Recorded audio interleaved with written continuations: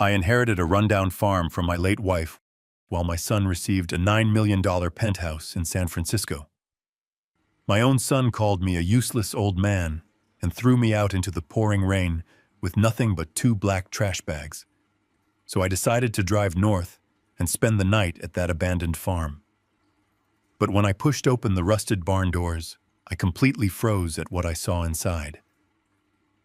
I am Calvin, 64 years old, and before I continue this story, let me know which city you are watching from in the comments below. Hit like and subscribe if you have ever had to stand up to family who severely underestimated your worth. The rain lashed against the floor-to-ceiling windows of the San Francisco penthouse, blurring the lights of the Golden Gate Bridge into streaks of neon gold. I sat on the edge of the Italian leather sofa, my rough hands resting on my knees.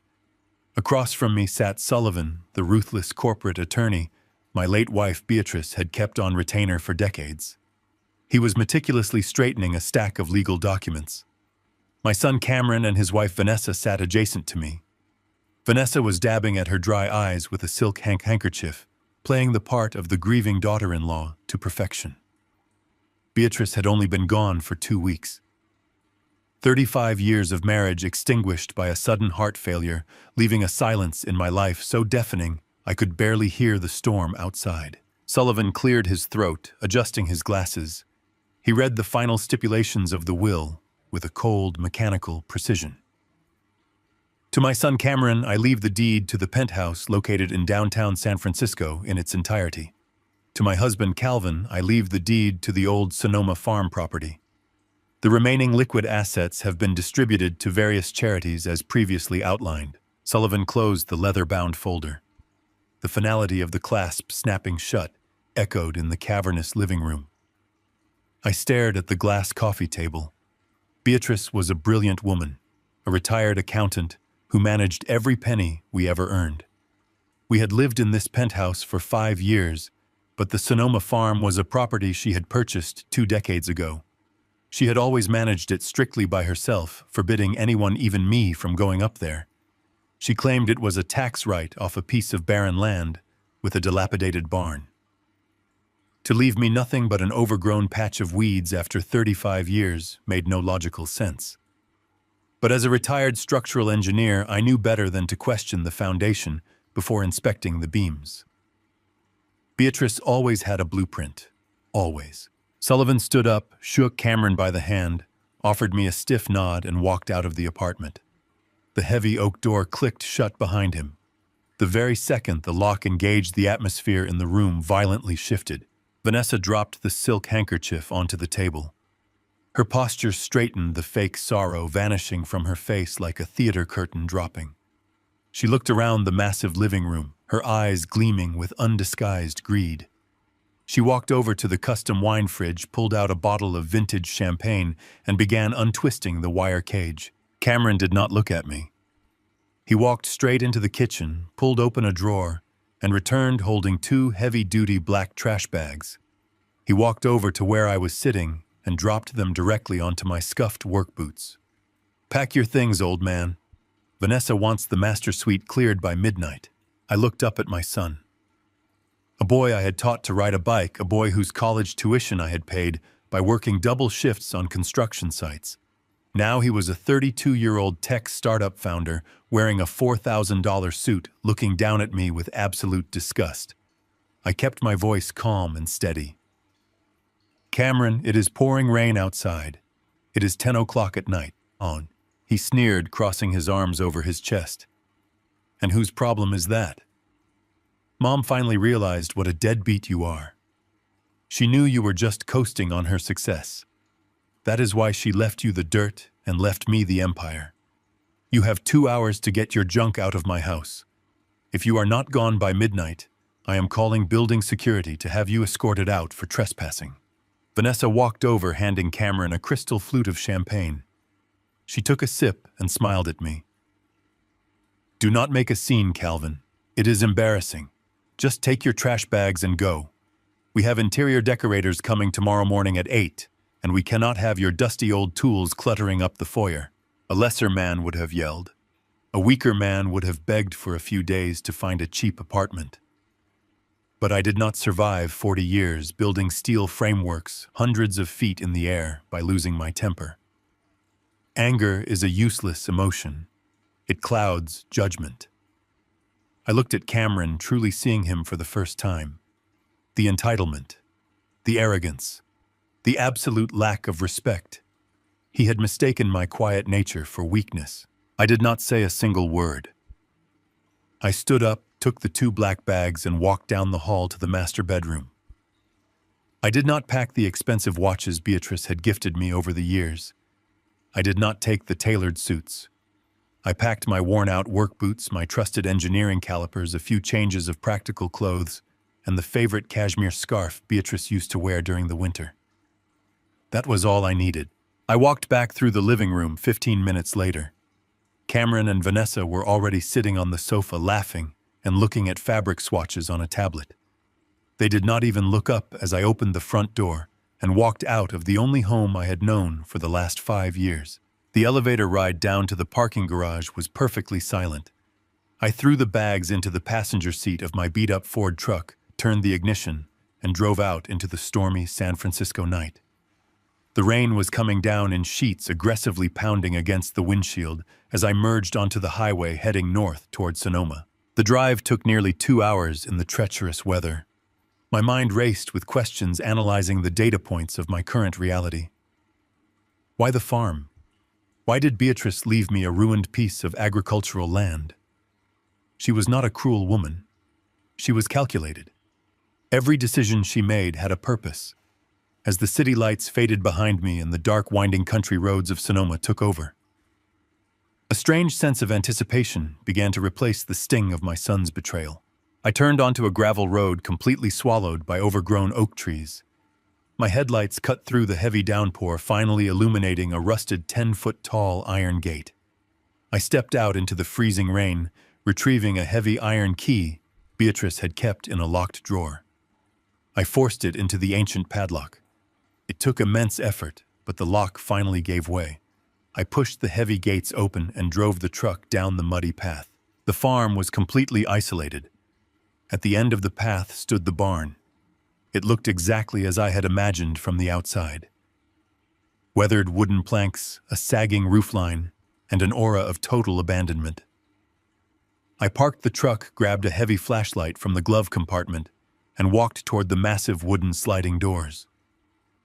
I expected to find a collapsed roof, decades of rotting hay, and if I was lucky, a dry corner to set up a camping cot for the night. I grabbed the rusted iron handle. I braced my legs and pulled with all my remaining strength. The heavy door groaned, sliding back on its tracks. I stepped inside, raising my flashlight. But before I could even click the button, the environment reacted to my presence. The lights did not flicker on like old fluorescent tubes. They activated in a rapid sequential wave via high-tech motion sensors, flooding the massive space with brilliant clinical white light. I completely froze, the breath catching in my throat. There were no tractors. There was no hay. The interior of the dilapidated barn had been completely gutted and retrofitted. I was standing inside a massive temperature-controlled, hermetically sealed room. The air was cool and crisp, vibrating with a low, continuous hum. Stretching out before me were rows upon rows of massive black monoliths. They were state-of-the-art server racks, blinking with thousands of green and blue lights, processing unimaginable amounts of data. This was not a farm. It was a dark fiber data center. And right in the middle of the room, a sleek biometric terminal lit up, waiting for a command. The storm outside was completely unrelenting as I stood before the massive wooden sliding doors of the barn. The freezing rain soaked completely through my heavy canvas coat and chilled me straight down to the bone. My boots sank deep into the thick mud that surrounded the entrance. I gripped the heavy iron handle with both hands. My knuckles turned entirely white from the sheer cold and the extreme physical exertion. The rusted iron tracks groaned in loud protest as I threw all my body weight backward. For a terrifying moment, I thought the ancient mechanism was completely rusted shut and I would be forced to sleep in my truck. But then, with a deafening screech that cut right through the chaotic sound of the pouring rain, the heavy wooden door finally yielded. It slid back just enough for a grown man to step through the narrow gap. I wiped the freezing water from my face, took a deep breath, and stepped out of the violent storm. I was entirely enveloped by the absolute darkness of the barn interior. I reached deeply into my coat pocket to pull out my heavy-duty flashlight. I fully expected the overwhelming smell of rotting wood, decades of damp hay, and animal decay. I expected the hollow echo of a ruined wooden structure waiting to eventually collapse under the weight of the storm. But the air that hit my face was completely different. It was entirely dry, perfectly filtered, and distinctly chilled to an exact, regulated temperature. Before my freezing thumb could even press the rubber button on my flashlight, the entire environment reacted to my physical presence. There was no hesitation whatsoever. There was absolutely no flickering of old fluorescent bulbs struggling to find power in the middle of nowhere. A brilliant, intense wave of clinical white light completely flooded the massive space in a fraction of a second. The bright illumination cascaded perfectly from the high ceiling, triggering row by row in a rapid, highly calculated sequence guided by high-end motion sensors. I simply froze completely in my tracks. The heavy flashlight slipped right out of my numb fingers and hit the solid floor with a loud, dense thud.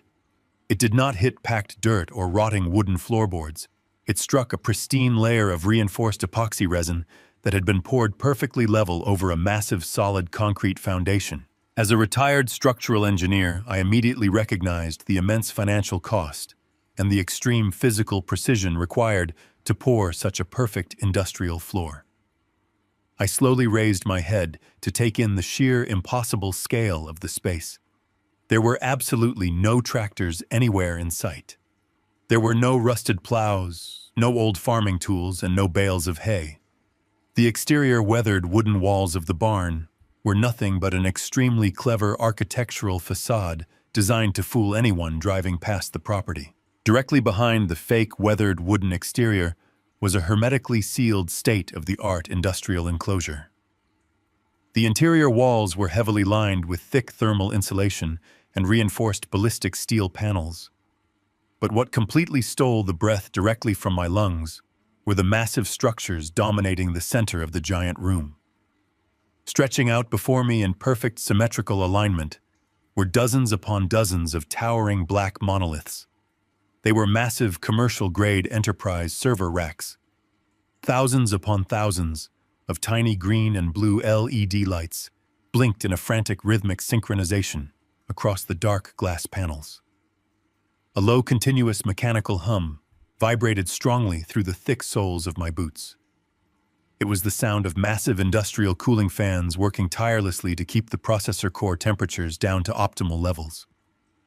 Thick bundles of heavy-duty fiber optic cables cascaded from the ceiling like mechanical vines, feeding directly into the top of each black tower.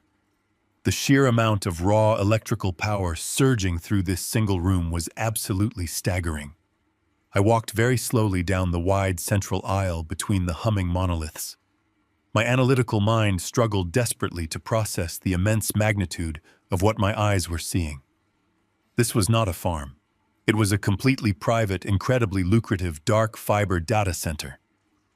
I ran my rough hand along the cold metal side panel of one of the server racks. A sudden wave of profound realization crashed completely over me. Beatrice was never just a simple corporate accountant. I remembered all those long nights she stayed awake until 4 a.m. in our apartment. She always claimed she was just balancing complex ledgers for boring corporate clients. I remembered how she absolutely insisted on managing our personal internet security. She had told me the farm was just a barren tax write-off, but the brilliant woman I had been married to for 35 years was operating on a level I had never even begun to comprehend. She was the silent, totally invisible infrastructure landlord for half of the Silicon Valley tech industry. At the very end of the long central aisle sat a sleek, minimalist desk made completely of brushed aluminum. On top of the desk rested a single wide curved monitor and a heavy glass biometric scanning pad. I approached the terminal with incredibly slow, highly hesitant steps. The exact moment I stood directly in front of the desk, a hidden camera embedded in the top bezel of the monitor glowed with a faint red ring. The screen remained entirely black for 3 agonizing seconds. Then a soft electronic chime echoed through the silent, chilled air of the massive server room. The screen instantly flashed to vibrant life. A crisp, mechanical voice echoed from hidden speakers, stating that facial recognition was completely verified and system authorization was fully granted to the primary user. I had never registered my face for this incredibly advanced system. Beatrice had done it for me entirely in secret. She had anticipated this exact moment down to the very second. She knew Cameron would eventually force me out into the cold.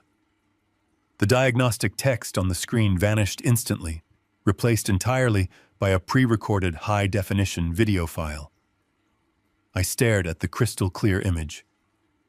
Beatrice was sitting right there on the screen, looking exactly as she had 6 months before her heart failed. She was wearing her favorite blue cashmere sweater, her silver hair perfectly styled. She looked directly into the camera lens with a calm, extremely calculating expression. A heavy lump formed deep in my throat as her familiar voice filled the massive humming room. "Hello, Calvin?" She began, her tone gentle, but carrying an unmistakable weight of absolute authority. If you are watching this video right now, it means my absolute worst fears have unfortunately come to pass. It means our son Cameron has proven himself to be exactly the arrogant, selfish, and incredibly greedy man I always suspected he was hiding beneath his expensive, tailored suits. I know he threw you out into the rain tonight. I know he gave you those black garbage bags and humiliated you in front of his terrible wife, Vanessa. I also know you did not raise your voice because you have always possessed a quiet, unshakable dignity that our son completely lacks. I leaned much closer to the glowing screen, my hands gripping the cold edge of the aluminum desk. Beatrice paused in the video, taking a slow, deliberate sip of tea before continuing her final message. "You are probably wondering why I left you an abandoned piece of dirt while I gave Cameron the $9 million luxury penthouse. You probably think I lost my mind in my final days. But you know I never leave anything to chance, Calvin. I built this data center out of absolutely nothing. I own the digital roads that Cameron and his little tech startup rely on to survive. But more importantly, I need you to open the top drawer of the desk you are standing in front of right now. Inside, you will find the master incorporation documents for a company called Ironclad Holdings. I immediately reached down and pulled open the heavy metal drawer. A thick, leather-bound folder rested inside. Beatrice continued speaking from the screen, her voice turning remarkably cold and utterly ruthless. "I did leave Cameron the deed to the San Francisco penthouse. But what my lawyer Sullivan intentionally failed to mention tonight is that Ironclad Holdings owns the farm. Ironclad Holdings owns all of these servers. And Ironclad Holdings is the sole proprietor of a fully callable $9 million mortgage on that exact same penthouse. I did not give him an empire, Calvin. I gave him an illusion. I left the farm to you because the farm actually owns the penthouse. And as the sole owner of Ironclad Holdings, you now have the absolute legal power to crush him whenever you are ready." I placed my hands on the cold, brushed aluminum desk. The pre-recorded high-definition video of my late wife faded into absolute blackness. A new screen emerged from the shadows of the monitor. It was a highly secure operating system interface. I reached for the wireless mouse and slowly navigated toward a heavily encrypted folder located directly in the center of the desktop. The folder was labeled Ironclad Holdings Master Ledger. The system did not prompt me for a complex password or a security token. Beatrice had already authorized my unique biometric profile for full administrative access long before her death. I clicked the folder, and dozens of highly detailed legal documents instantly flooded the wide, curved monitor. I opened the primary corporate incorporation file first. Beatrice had established Ironclad Holdings exactly 10 years ago as a completely anonymous, limited liability company registered in the state of Delaware. As I scrolled carefully down through the massive asset columns, my breath caught sharply in my throat. I am a retired structural engineer. I have spent my entire professional life analyzing load-bearing walls and calculating extreme foundational stress points. What Beatrice had built here was an impenetrable financial fortress. Ironclad Holdings owned the massive 50-acre plot of land we were currently standing on. It owned every single multi-million-dollar enterprise server rack humming quietly in this room. But the single document that made my blood run completely cold was a separate digital file labeled San Francisco Property Lien. I opened it and began to read the dense legal text. When Cameron bought his luxury penthouse 5 years ago, he bragged relentlessly to our entire family about his immense corporate success. He claimed his newly launched tech startup was generating massive revenue, and he boasted that he bought the luxury property entirely with cash. That was a complete and utter lie. The document glowing brightly on my screen was a private commercial loan agreement. Beatrice had quietly funneled $9 million through Ironclad Holdings to secretly finance Cameron's penthouse purchase. She literally held the mortgage. But this was not a standard 30-year residential loan. It was a fully callable commercial promissory note.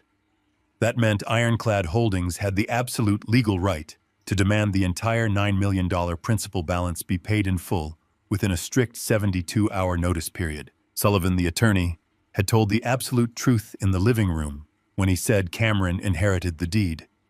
But a property deed is absolutely worthless when an anonymous corporate entity holds a massive legally binding lien against the equity. Cameron did not own an empire. He owned a fragile piece of paper, and I now owned the $9 million debt permanently attached to it.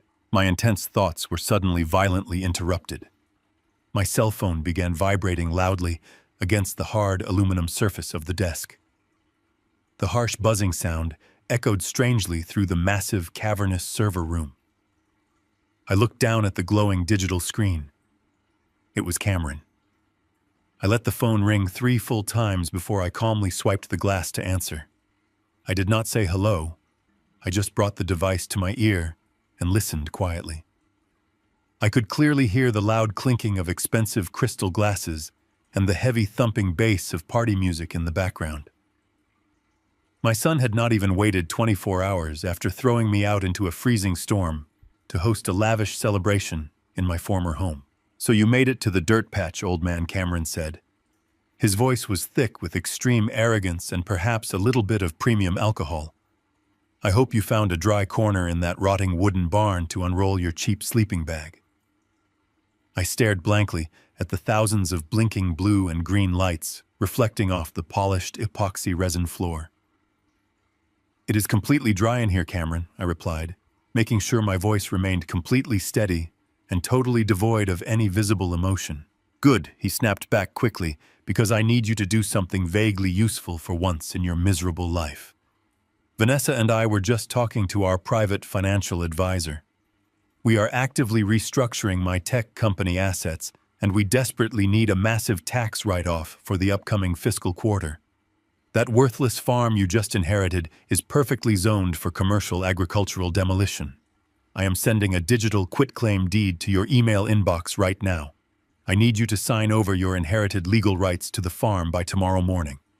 We are going to bulldoze whatever pathetic shack you are standing in and claim a total property depreciation loss on our corporate taxes. The sheer terrifying audacity of his demand hung heavily in the chilled, filtered air of the data center.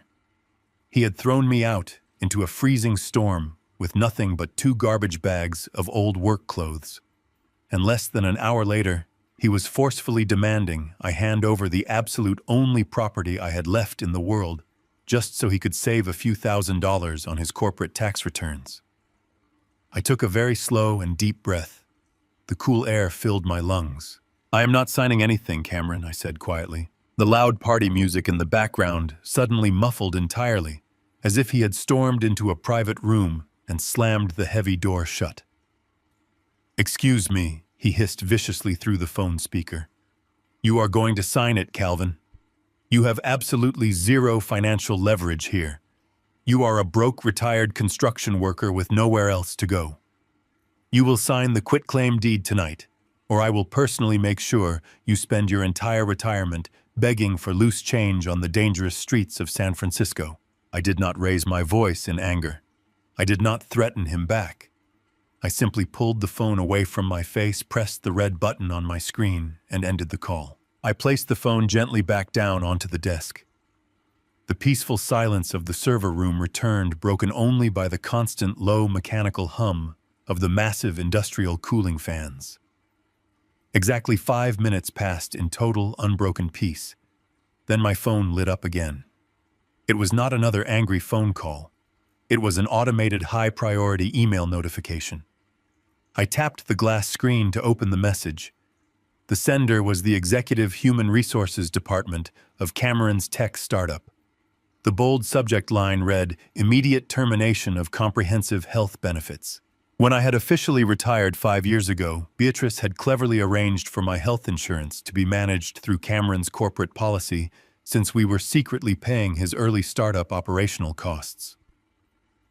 Now the cold corporate email plainly stated that as of midnight, my comprehensive medical coverage was permanently canceled due to a sudden executive directive from the chief executive officer.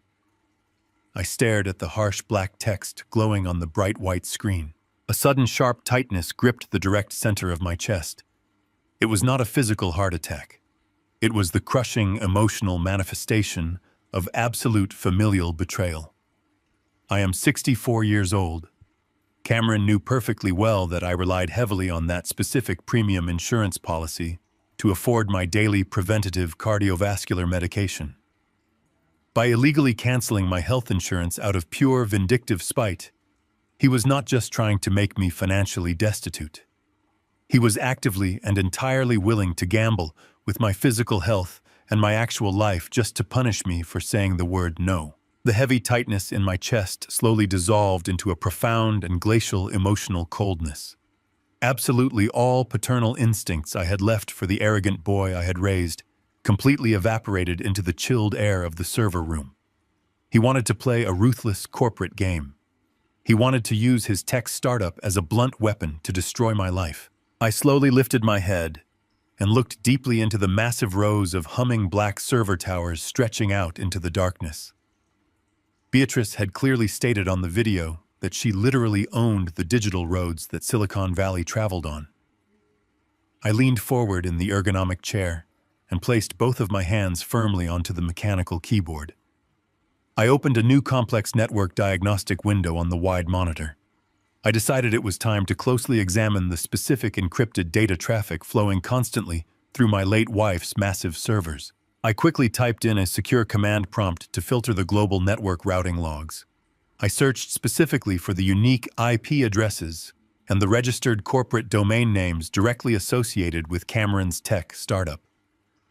The detailed results populated heavily on the screen almost instantly. Cameron's entire company digital infrastructure, from his internal corporate payroll ledgers to his highly private executive communications, was conveniently passing directly through the physical hardware sitting less than 20 feet away from where I sat. I began to pull the encrypted data packets from the active data stream, feeling absolutely no remorse as I prepared to completely dismantle the fake empire my son thought he owned. I stared at the blinking cursor on the wide, curved monitor.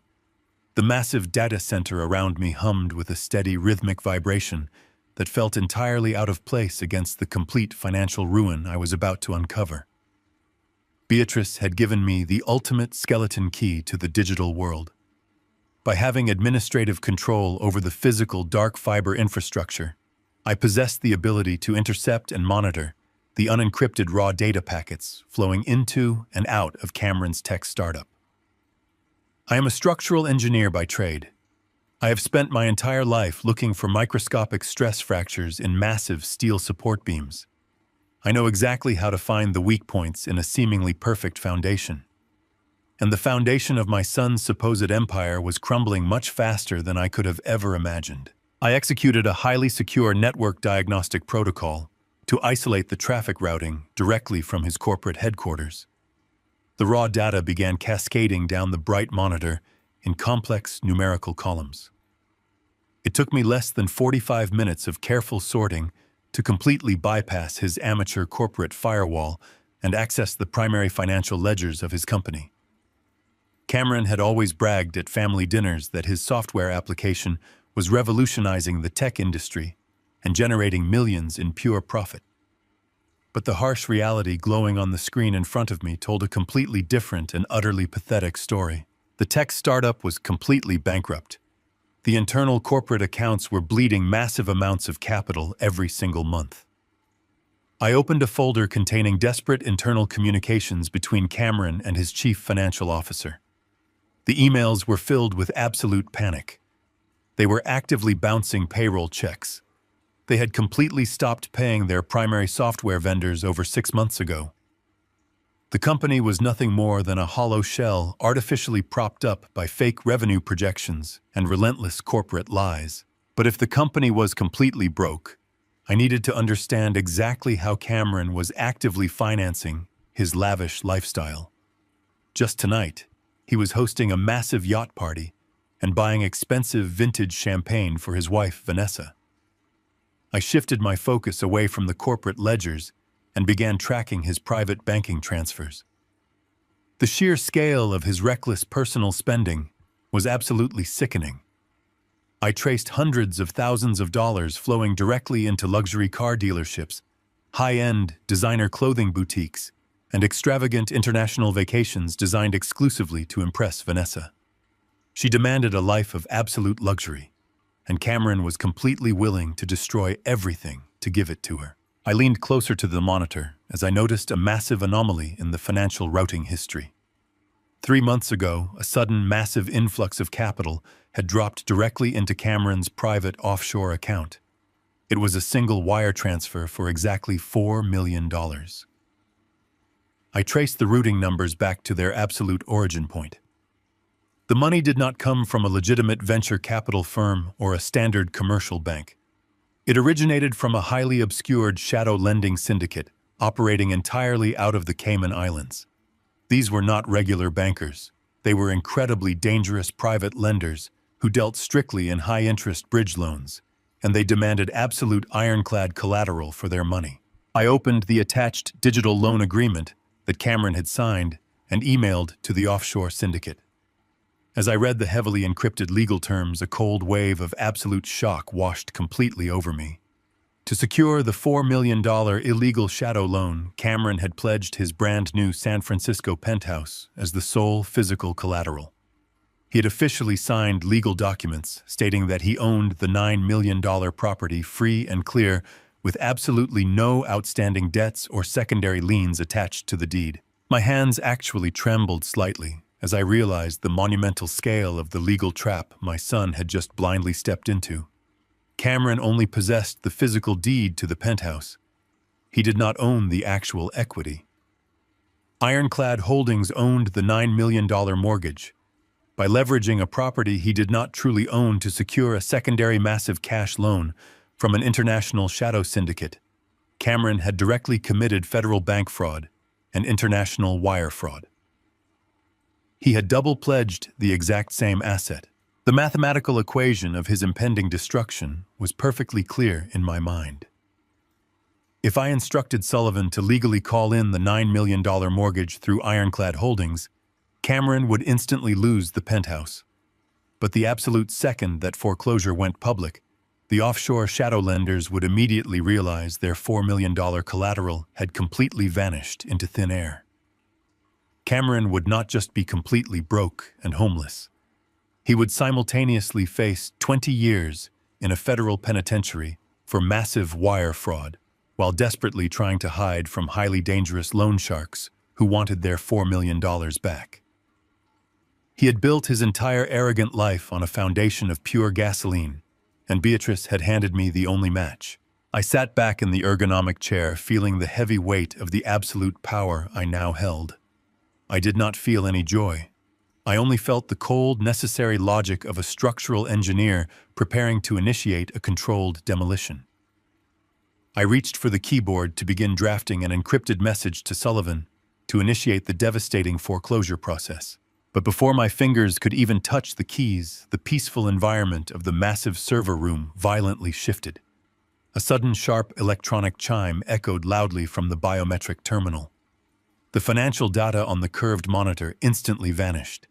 It was entirely replaced by a high-definition grid of 8 different security camera feeds, broadcasting live from the exterior perimeter of the farm. I stared intensely at the top left camera feed overlooking the rusted iron gates I had locked just an hour ago. The heavy freezing rain was still pouring down in sheets, but the infrared night vision lenses captured the threat perfectly. A massive black luxury SUV with heavily tinted windows had just pulled off the muddy county road and parked aggressively right against the metal gates. Cameron was not just content with illegally cutting off my critical medical insurance.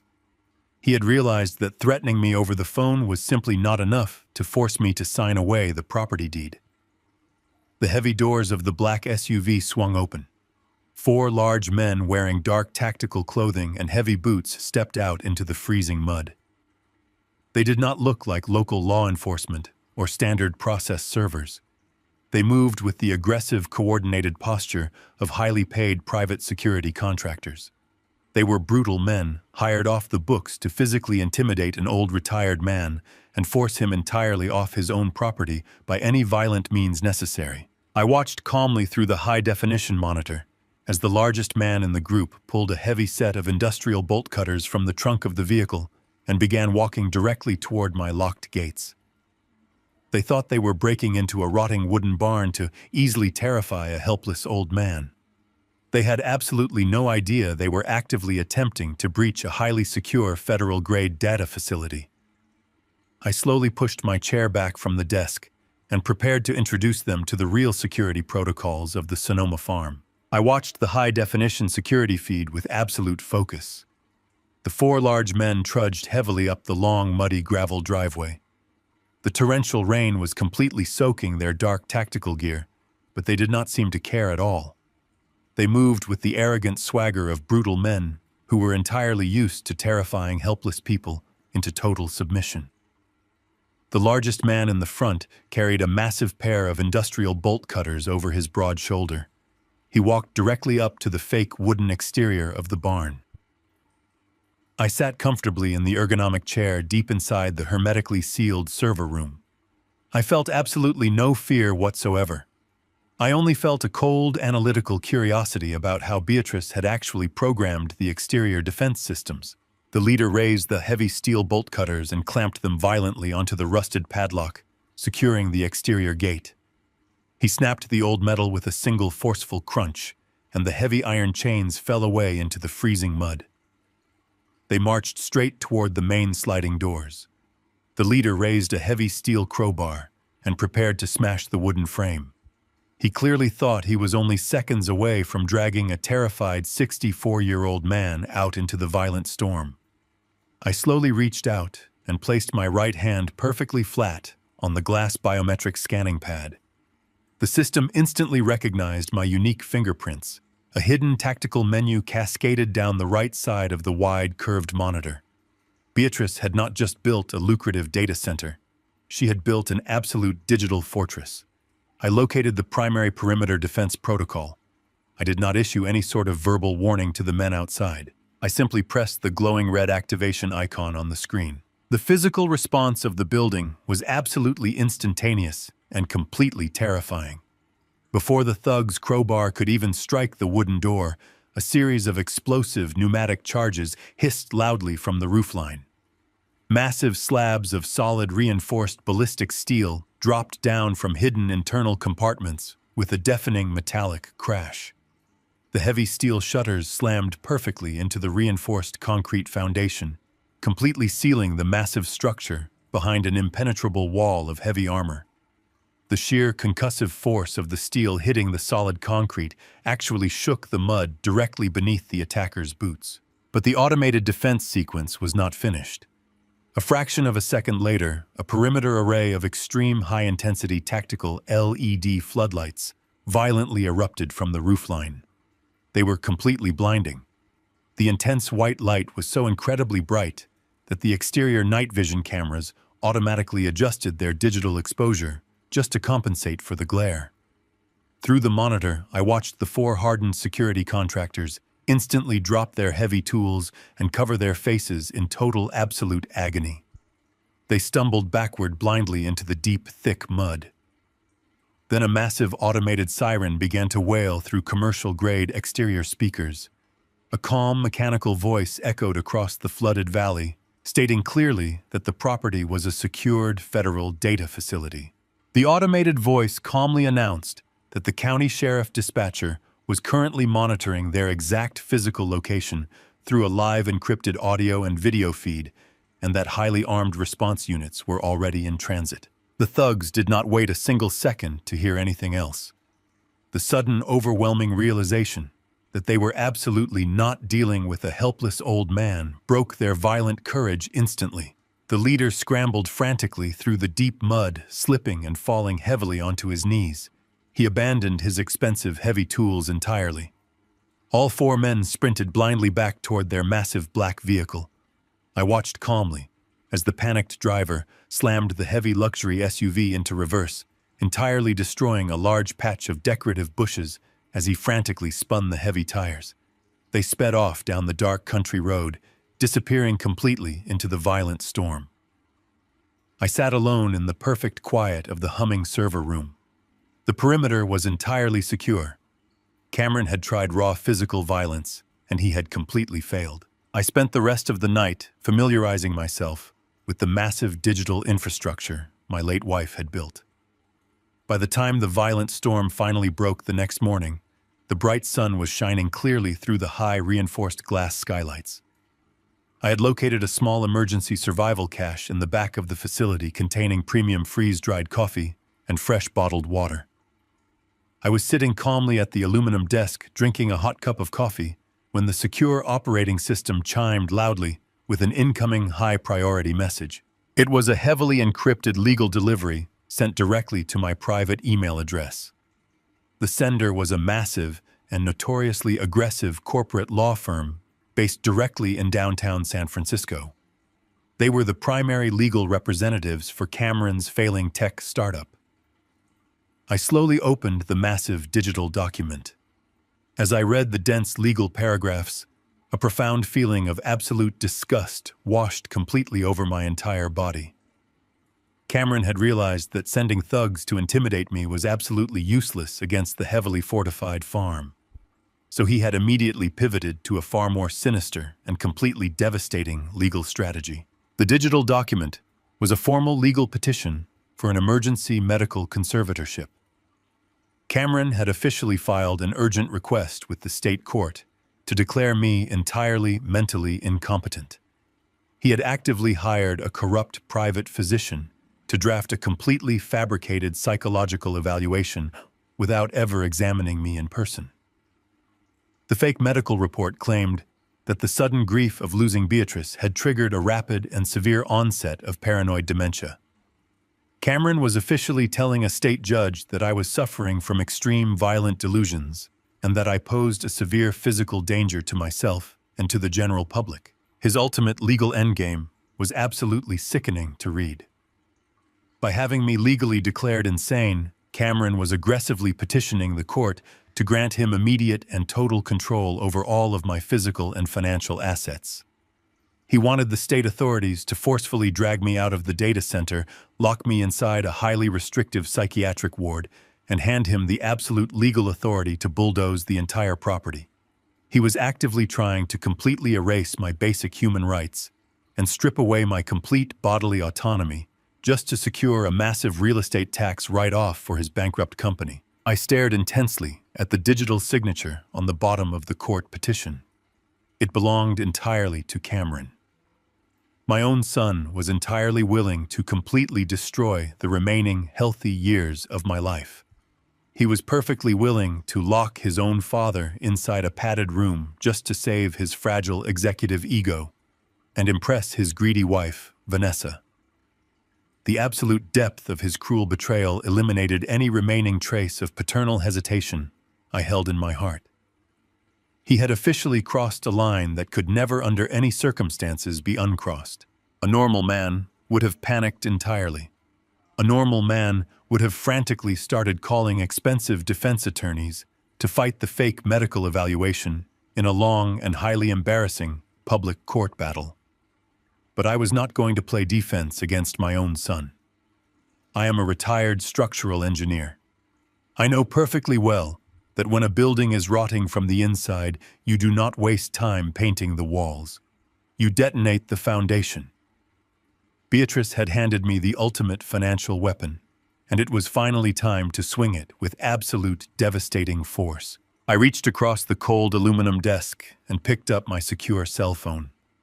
I did not search for a medical lawyer. I scrolled directly to the private contact number for Sullivan. He was the cold and highly ruthless corporate attorney who had read my wife's will just 24 hours ago. The phone rang only twice before his deep professional voice answered the line. He simply stated his last name, waiting for my response. I did not bother with any polite pleasantries. I leaned forward in my ergonomic chair, looking directly at the live financial feeds of Cameron's fraudulent bank accounts glowing on the wide monitor. My voice was completely steady and entirely devoid of any mercy. "Sullivan," I said calmly, "I have fully reviewed the master ledger for Ironclad Holdings. I want you to draft the necessary corporate documents immediately. Trigger the absolute acceleration clause on the San Francisco Penthouse. Give Cameron the mandatory 72-hour notice. I want every single penny of that $9 million mortgage called in today." I sat in the quiet hum of the server room, listening to the live audio feed from the cell phone belonging to Cameron. Beatrice had designed the data center architecture to automatically intercept any device connected to the corporate network. Because my son always used his company phone for personal matters, I had absolute, complete access to his microphone, his camera, and his global positioning data. He was currently 50 miles away, standing on the expensive teak deck of a rented luxury yacht anchored in the San Francisco Bay. Through the incredibly clear audio feed, I could hear the loud popping of premium champagne corks, the obnoxious laughter of his wealthy friends, and the heavy thumping bass of electronic dance music. He was celebrating his completely fake success while actively drinking $1,000 bottles of wine. He was completely unaware that the massive legal shockwave I had just initiated was already speeding directly toward his location. Sullivan had not wasted a single minute after our phone call. He immediately hired a premium private process server who specialized in tracking down highly evasive individuals. The audio feed on my wide, curved monitor crackled slightly as the loud party music suddenly dipped in volume.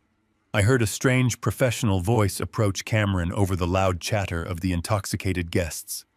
The man asked if he was currently speaking to Cameron.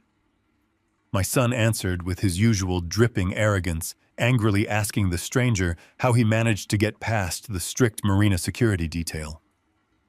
The man did not argue or attempt to explain himself at all. He simply stated that Cameron was officially served with legal papers, and I heard the heavy slap of a thick envelope hitting the wooden deck table. I leaned much closer to the audio speakers inside the chilled data center. I heard the sharp tearing of heavy paper as Cameron aggressively ripped open the thick envelope. For several long, agonizing seconds, there was absolutely no sound from him at all. The loud party continued cheerfully around him, but the voice of my son was completely absent from the audio feed. I knew exactly what words he was reading. The legal document drafted by Ironclad Holdings was completely merciless and legally impenetrable. It formally notified him that the $9 million commercial mortgage attached to his luxury penthouse was being fully accelerated due to breach of contract. He had exactly 72 hours to wire the entire principal balance to a secure holding account managed by Sullivan. If he failed to produce the $9 million, the property would face immediate and total foreclosure, and he would be physically evicted by the armed county sheriff. The sheer visceral panic that gripped him was instant and completely audible over the server speakers. I heard his heavy, frantic breathing through the phone microphone. He began shouting violently at his wealthy guests, telling them to get off the luxury boat immediately. He was screaming at the professional yacht captain to return the massive vessel to the dock right that second. The arrogant tech chief executive officer was completely dissolving into a terrified, panicking child. Once the yacht was cleared, I tracked his digital location moving rapidly toward his expensive sports car, parked at the marina. As soon as the powerful engine roared to life, he frantically dialed his wife Vanessa. I carefully routed the phone call directly through the main server speakers so I could hear both sides of their incredibly desperate conversation. Vanessa answered the phone with a cheerful, arrogant tone, asking if the expensive yacht party was fun and if the guests were impressed. Cameron screamed at her to shut up immediately. He told her they were completely ruined and about to lose absolutely everything. He frantically explained the heavy legal document he had just received from a mysterious shadow corporation called Ironclad Holdings. He read the strict 72-hour foreclosure notice out loud to her, while his voice cracked with pure fear. Vanessa did not panic at first. She immediately demanded that they just sell the luxury penthouse. She confidently stated that the San Francisco real estate market was incredibly hot right now, and they could easily find a desperate cash buyer in 3 days to pay off the mysterious debt and walk away with a massive profit. Her profound financial ignorance made me shake my head slowly in the dark server room. Cameron screamed even louder, hitting his leather steering wheel with his bare hands in pure, utter frustration.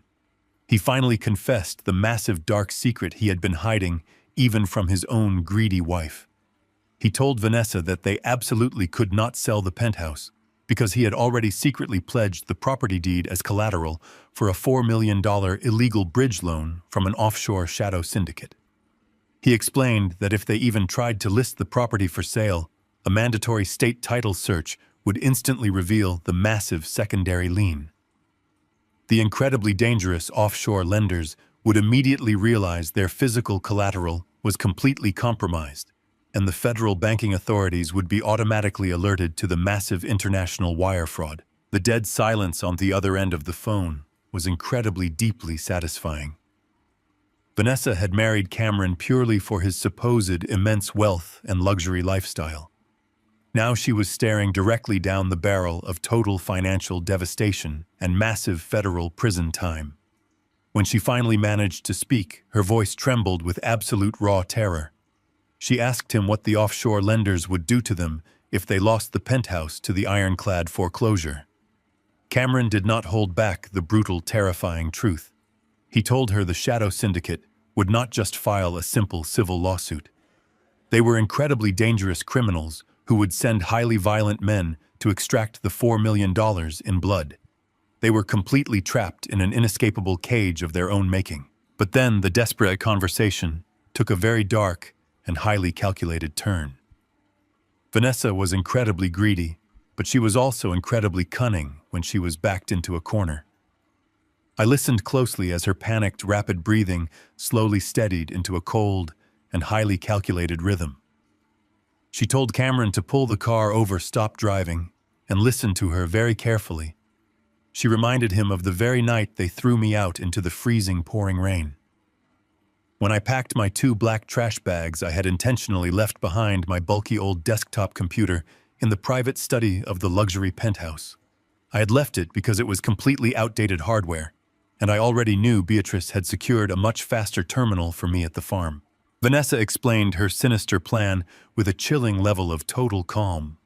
She knew I had used that specific desktop computer to manage all of my personal banking and legal documents for the past 5 years. She told Cameron that my computer automatically filled in all of my secure passwords and contained my verified electronic signature software. She loudly rationalized that since I was just a useless old man who did not deserve the inheritance, it was perfectly fine to take it from me. Her idea was absolutely horrifying in its pure criminal ambition. Since the massive farm property was legally in my name and heavily zoned for commercial development, she suggested they log into my computer, forge my electronic signature on a digital property transfer, and sell the Sonoma farm out from under me entirely without my knowledge. Cameron hesitated for a brief moment, but his absolute terror of the violent offshore loan sharks quickly overpowered any remaining shred of human morality. Vanessa laid out the aggressive timeline perfectly. They would forge my signature tonight and list the farm on a private shadow real estate network tomorrow morning. Because commercial developers were always absolutely desperate for large plots of land near Silicon Valley, they could easily demand a massive cash payment and close the illicit deal within 48 hours. They would use the stolen farm money to pay off the terrifying shadow lenders, and then figure out a way to satisfy the ironclad holdings mortgage before the strict 72-hour deadline officially expired. They were actively planning to commit massive federal identity theft and severe real estate fraud against me just to save their own miserable lives. They truly thought I was just a helpless, ignorant old man sleeping on the dirt floor of a wet barn, completely unaware of the modern digital world. They had absolutely no idea that I was sitting inside a multi-million-dollar corporate data center listening to every single word they spoke. I reached across the cold aluminum desk and opened the advanced security protocols for my old desktop computer located in their penthouse. I was absolutely not going to stop them from breaking into my personal machine. In fact, I was going to intentionally lower the firewall, disable the two-factor authentication alerts, and let them walk right into the most devastating federal trap of their entire lives. The peaceful silence inside the massive data center was absolute, but my entire focus was directed at the glowing curved monitor on the aluminum desk. When Beatrice and I first moved into the San Francisco penthouse 5 years ago, she had insisted on installing a completely invisible network of high-definition surveillance cameras. She told me it was simply for insurance purposes to protect our expensive belongings from potential theft.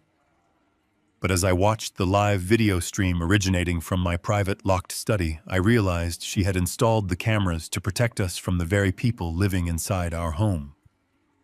The primary camera was hidden perfectly inside a customized wall clock, giving me an entirely unobstructed view of my heavy mahogany desk and the thick wooden door. I watched the brass handle of the study door rattle violently. Vanessa was standing out in the hallway, aggressively trying to force her way into my private sanctuary. I had locked the door before Cameron threw me out into the storm, but she was absolutely determined to get inside. She stepped back from the door and retrieved a heavy metal paperweight from the hallway console table. Without a single moment of hesitation, she smashed the solid metal weight directly against the brass locking mechanism. The expensive wood splintered instantly, and the lock gave way with a loud crack. She pushed the door open and hurried into the dark room. She did not bother to turn on the overhead lights. She moved entirely by the dim glow of the city streetlights, filtering through the large windows. She looked exactly like a common criminal breaking into a house in the middle of the night.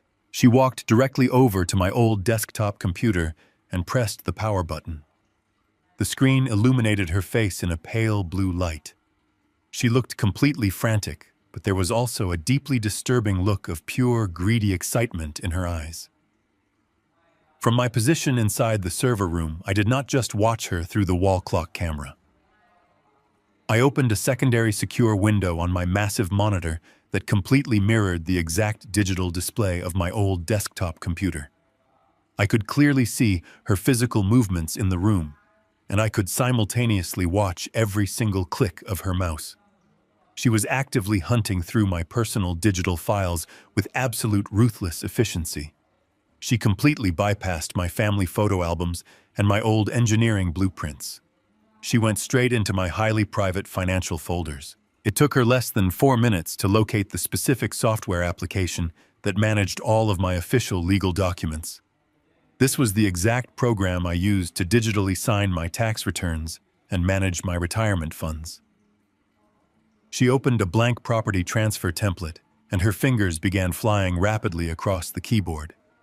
I watched the mirrored screen as she aggressively typed in the legal address of the Sonoma farm. She was officially drafting a complete quitclaim deed, formally transferring the entire ownership of the 50-acre property directly from my name into Cameron's corporate holding company. She did not show a single ounce of remorse or hesitation. She was entirely focused on stealing my inheritance to save her own miserable luxury lifestyle. She finished typing the legal transfer language and moved the mouse directly over the final execution button. This was the exact moment that required my verified electronic signature to make the document legally binding. She clicked the button with absolute confidence. But the system immediately paused her progress. A bright red warning box flashed onto her screen.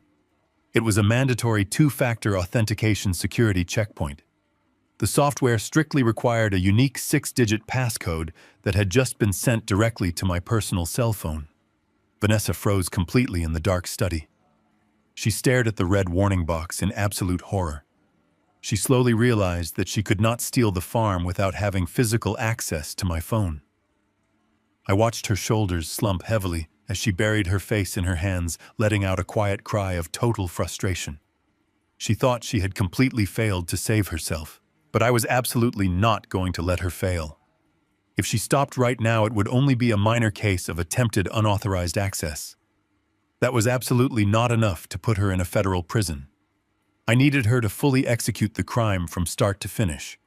I needed a completely undeniable digital paper trail proving massive felony real estate fraud.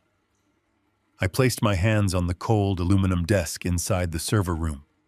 I accessed the master administrative controls for my personal network. With a few rapid keystrokes, I intentionally bypassed the strict security firewall on my old desktop computer. I manually commanded the system to accept the authentication requirement without actually entering the 6-digit passcode. I essentially opened the heavy vault door and stepped entirely out of her way so she could destroy herself. Back in the dark study, Vanessa gasped loudly as the bright red warning box suddenly vanished from her screen. The secure software glitched for a fraction of a second and then officially verified the security checkpoint. She did not pause to question why the system suddenly let her through the barrier. She was far too desperate and far too arrogant to ever consider that she was walking directly into a massive digital trap engineered by a man she considered useless. She immediately grabbed the mouse and selected my verified electronic signature profile. I watched calmly as she stamped my legal name onto the bottom of the forged property transfer document. The digital system chimed softly, confirming that the deed was now officially executed and legally binding. She had just stolen my property, and she had just committed a massive federal felony carrying a minimum sentence of 20 years in federal prison. I immediately downloaded the complete high-definition video file of her breaking into the room and executing the forgery. I also successfully captured the raw digital metadata from the server, proving exactly what time the signature was applied and which specific computer was used to commit the crime. The collected evidence was absolutely ironclad and mathematically perfect. Vanessa quickly saved the forged document to a portable flash drive and shut down the computer. She ran out of the dark study, leaving the splintered wooden door hanging wide open in her wake. Less than 10 minutes later, the audio feed from Cameron's phone crackled to life on my data center speakers. Vanessa had rushed the stolen flash drive directly to him. His voice was shaking with pure adrenaline as he praised her for successfully stealing the farm. But they still faced a massive, terrifying ticking clock. They had less than 60 hours remaining to pay the $9 million ironclad holdings mortgage before they lost their luxury penthouse entirely. Cameron knew perfectly well he could not list the stolen farm on the traditional public real estate market. A normal commercial sale would take several months of strict legal inspections and lengthy banking procedures to clear. They desperately needed millions of dollars in cold, hard cash by tomorrow afternoon to survive the impending foreclosure. Cameron immediately booted up his own encrypted laptop. I tracked his internet traffic as he actively bypassed the standard commercial property networks. He navigated deeply into a highly unregulated shadow commercial real estate market. This was a completely private digital space where incredibly wealthy anonymous buyers purchased massive plots of land with untraceable liquid cash, usually to rapidly hide their massive assets from the federal government. Cameron quickly uploaded the forged quitclaim deed and aggressively created a new property listing for the Sonoma farm. He set the initial asking price at $12 million, but he added an incredibly desperate condition to the listing. He demanded an immediate 24-hour cash closing with absolutely no physical property inspections allowed by the buyer. He was practically screaming to the dark web that he was a completely desperate man, bleeding out and begging for a rapid financial rescue. I sat back in my ergonomic chair and took a slow sip of my cold coffee. He was actively hunting for a highly predatory buyer to save his life. He had absolutely no idea that I had already instructed Sullivan to prepare a massive pile of untraceable cash, just waiting perfectly to answer his desperate call. I sat perfectly still inside the climate-controlled server room, watching the digital timer on my curved monitor tick downward. Cameron had listed the Sonoma farm on the Shadow Real Estate Network just a few hours ago. His listing was a beacon of pure financial desperation. He was begging for $12 million in liquid cash and demanding a closing window of less than 24 hours.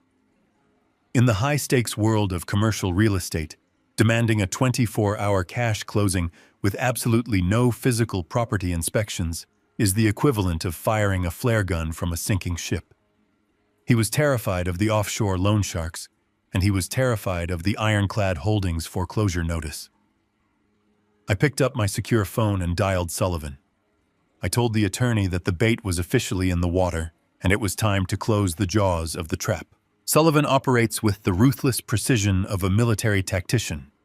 Less than 20 minutes after my phone call, a massive cash offer appeared directly on Cameron's private digital listing.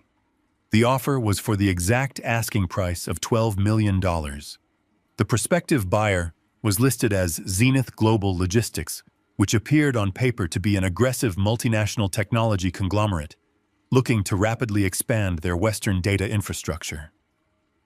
I routed the audio feed from Cameron's penthouse directly into the server room speakers.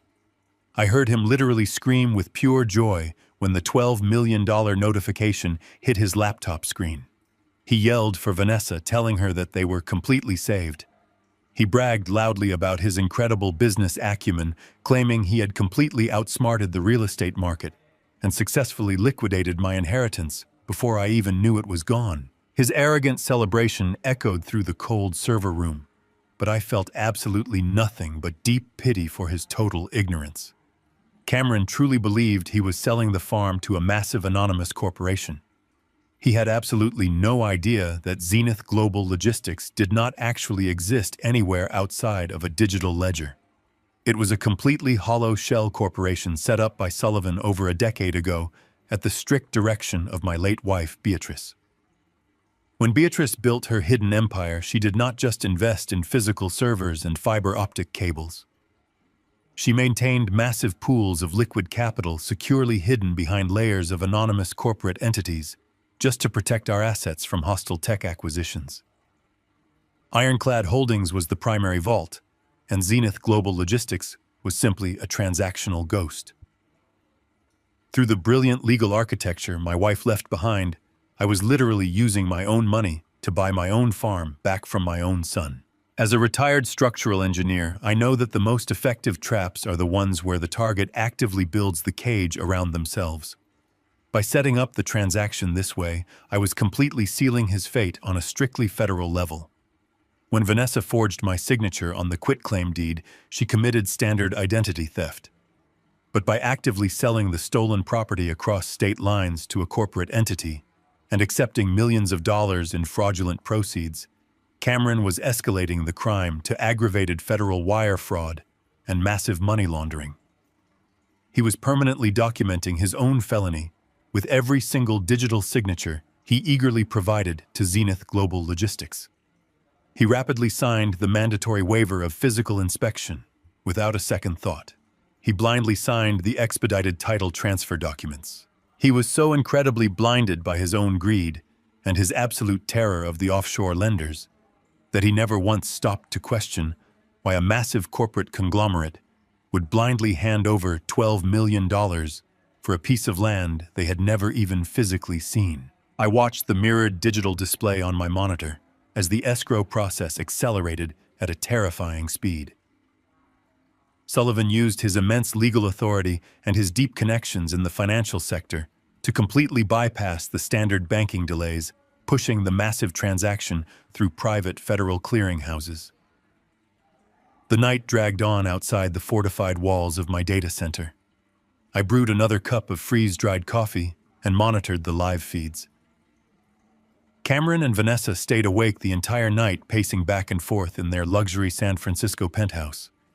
They were drinking expensive wine and nervously watching their bank account dashboard refresh every few minutes.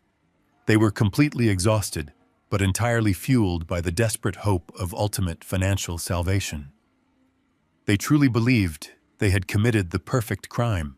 As the bright morning sun began to rise over the Sonoma Valley, the final digital checkpoint was officially cleared.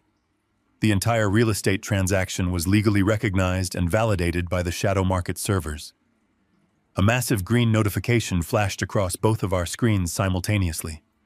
The $12 million wire transfer from Zenith Global Logistics had officially cleared into Cameron's private corporate account. The massive influx of capital immediately turned his negative balances into a staggering fortune. I heard Vanessa shriek with absolute delight over the audio feed. She immediately began talking about buying a massive diamond necklace and booking a first-class flight to Paris to celebrate their absolute genius victory over me. But Cameron did not celebrate with her. The absolute second the funds became available, his pure survival instinct completely took over his brain. He knew the incredibly dangerous Shadow Syndicate was still actively hunting him for their $4 million bridge loan. He knew those violent men did not care about real estate contracts or corporate excuses. He completely ignored his wife's greedy rambling and immediately opened an highly encrypted international wire transfer window on his laptop. He was terrified that the loan sharks would send armed men to the luxury penthouse if he delayed the payment by even a single hour. I leaned forward, resting my elbows on the cold aluminum desk, as I watched him rapidly type in the routing numbers for the offshore bank located deep in the Cayman Islands.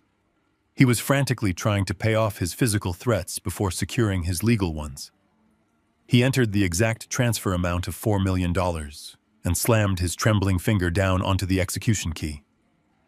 Because the shadow market operates completely outside of standard banking regulations, the system processed the massive international request almost instantly. I watched the digital data packets flow directly through the fiber optic cables buried right beneath my heavy work boots. $4 million of my own money vanished from his account and was securely routed directly into the dark offshore syndicate. Cameron let out a massive, heavy sigh of relief that was so incredibly loud, it completely distorted the tiny microphone on his laptop. He told Vanessa that the loan sharks were finally paid off, and they were officially safe from physical harm. He looked lovingly at the remaining $8 million sitting comfortably in his account. He confidently stated that they were going to use those remaining funds to somehow negotiate a settlement on the Ironclad Holdings mortgage and keep the luxury penthouse forever. He leaned back in his expensive leather chair, entirely convinced that he had just won the ultimate war. He had absolutely no idea that I was resting my finger right over the ultimate federal kill switch, just waiting for the perfect second to strike. The heavy sigh of relief from Cameron echoed through the cold server room. He truly believed he had survived the darkest storm of his life. By paying off the $4 million debt to the offshore loan sharks, he thought he had completely eliminated the immediate physical threat to his safety. I sat in the ergonomic chair and watched his laptop screen mirror directly onto my massive curved monitor. He had exactly $8 million remaining in his corporate holding account. That was still a massive fortune by any normal standard. But Vanessa was not a normal woman. Her greed was an absolute bottomless pit. I listened to the audio feed as she walked up behind his expensive leather chair and wrapped her arms around his neck. She began whispering poison directly into his ear. She told him that they could not leave the remaining $8 million sitting in his corporate account. She argued that Ironclad Holdings might try to seize the corporate assets when the 72-hour foreclosure deadline finally expired. Her logic was entirely rooted in pure criminal self-preservation. She demanded that he wire the remaining balance entirely into a private offshore banking account, registered exclusively in her maiden name. Cameron was exhausted and completely mentally drained from the frantic events of the past 24 hours. He did not possess the strength to argue with her relentless demands. He blindly agreed to her sinister plan. I watched his fingers move across the keyboard as he opened a new international wire transfer window. He began typing in the complex routing numbers for a highly secretive bank located in the Bahamas. He was actively attempting to completely wash the remaining stolen funds and hide them entirely outside of federal jurisdiction. This was the exact critical moment I had been waiting for all morning. I moved my hands away from my coffee cup and placed them firmly onto the cold, brushed aluminum desk. I opened a highly secure encrypted communication portal that Beatrice had custom-built into the server infrastructure. I had already prepared the massive digital evidence package hours ago. It was a perfectly organized folder containing every single piece of undeniable proof. It held the crystal-clear 4K resolution video of Vanessa physically breaking into my locked study. It contained the raw, unedited footage of her sitting at my desk and manually executing the forged quitclaim deed. It included the exact digital server logs proving the exact time and location of the fraudulent signature. It also contained the complete transaction history of Cameron listing the stolen farm on the illegal shadow market and accepting the $12 million from Zenith Global Logistics. It was a complete masterclass in documenting a federal felony. I did not need to hire a team of expensive lawyers to build a case. I had built an absolute digital guillotine. I routed the massive data package directly to the primary cybercrime division of the Federal Bureau of Investigation field office in San Francisco. I simultaneously sent a duplicate copy to the Emergency Fraud Prevention Department of the Federal Banking Commission. These agencies utilized automated threat detection systems that actively monitored for massive international wire transfers associated with stolen identities. I did not hesitate for even a single fraction of a second. As Cameron hovered his mouse cursor directly over the final execution button to send the $8 million to his wife, I pressed the enter key on my secure terminal. The massive encrypted data package fired through the fiber optic cables at the speed of light. It hit the federal servers exactly 2 seconds before Cameron clicked his mouse. I watched the mirrored digital display of his laptop with absolute total focus. He clicked the button, expecting to see the familiar green checkmark, confirming the successful international transfer. But the screen did not turn green. The software system completely froze for 5 agonizing seconds. A tiny loading circle spun endlessly in the direct center of his monitor. I heard him tap the screen with his finger, muttering under his breath about the terrible internet connection in the luxury penthouse. He had absolutely no idea that his internet connection was working perfectly. He was simply experiencing the terrifying real-time delay of a massive federal banking freeze. Suddenly, the entire screen flashed a brilliant, blinding red. A massive warning notification locked down his entire banking interface. The bold black text on his screen was absolutely merciless. It stated that the account was permanently frozen due to suspected federal wire fraud and international money laundering. It instructed the account holder to immediately contact the Federal Banking Commission and warned that any further attempts to access the funds would result in immediate physical arrest. The absolute dead silence that fell over the luxury penthouse was incredibly profound. I could hear the faint sound of the city traffic far below their window, but inside the room neither Cameron nor Vanessa took a single breath. Then the pure, unadulterated panic completely shattered the silence. Vanessa screamed at the top of her lungs. She frantically pulled out her own personal cell phone and opened her private banking application. The exact same red warning screen instantly appeared on her device. She ran to her expensive designer purse and pulled out her premium black credit cards. She logged into the credit portal and discovered that every single line of credit she possessed was entirely suspended. The federal banking authorities had not just frozen the stolen farm money.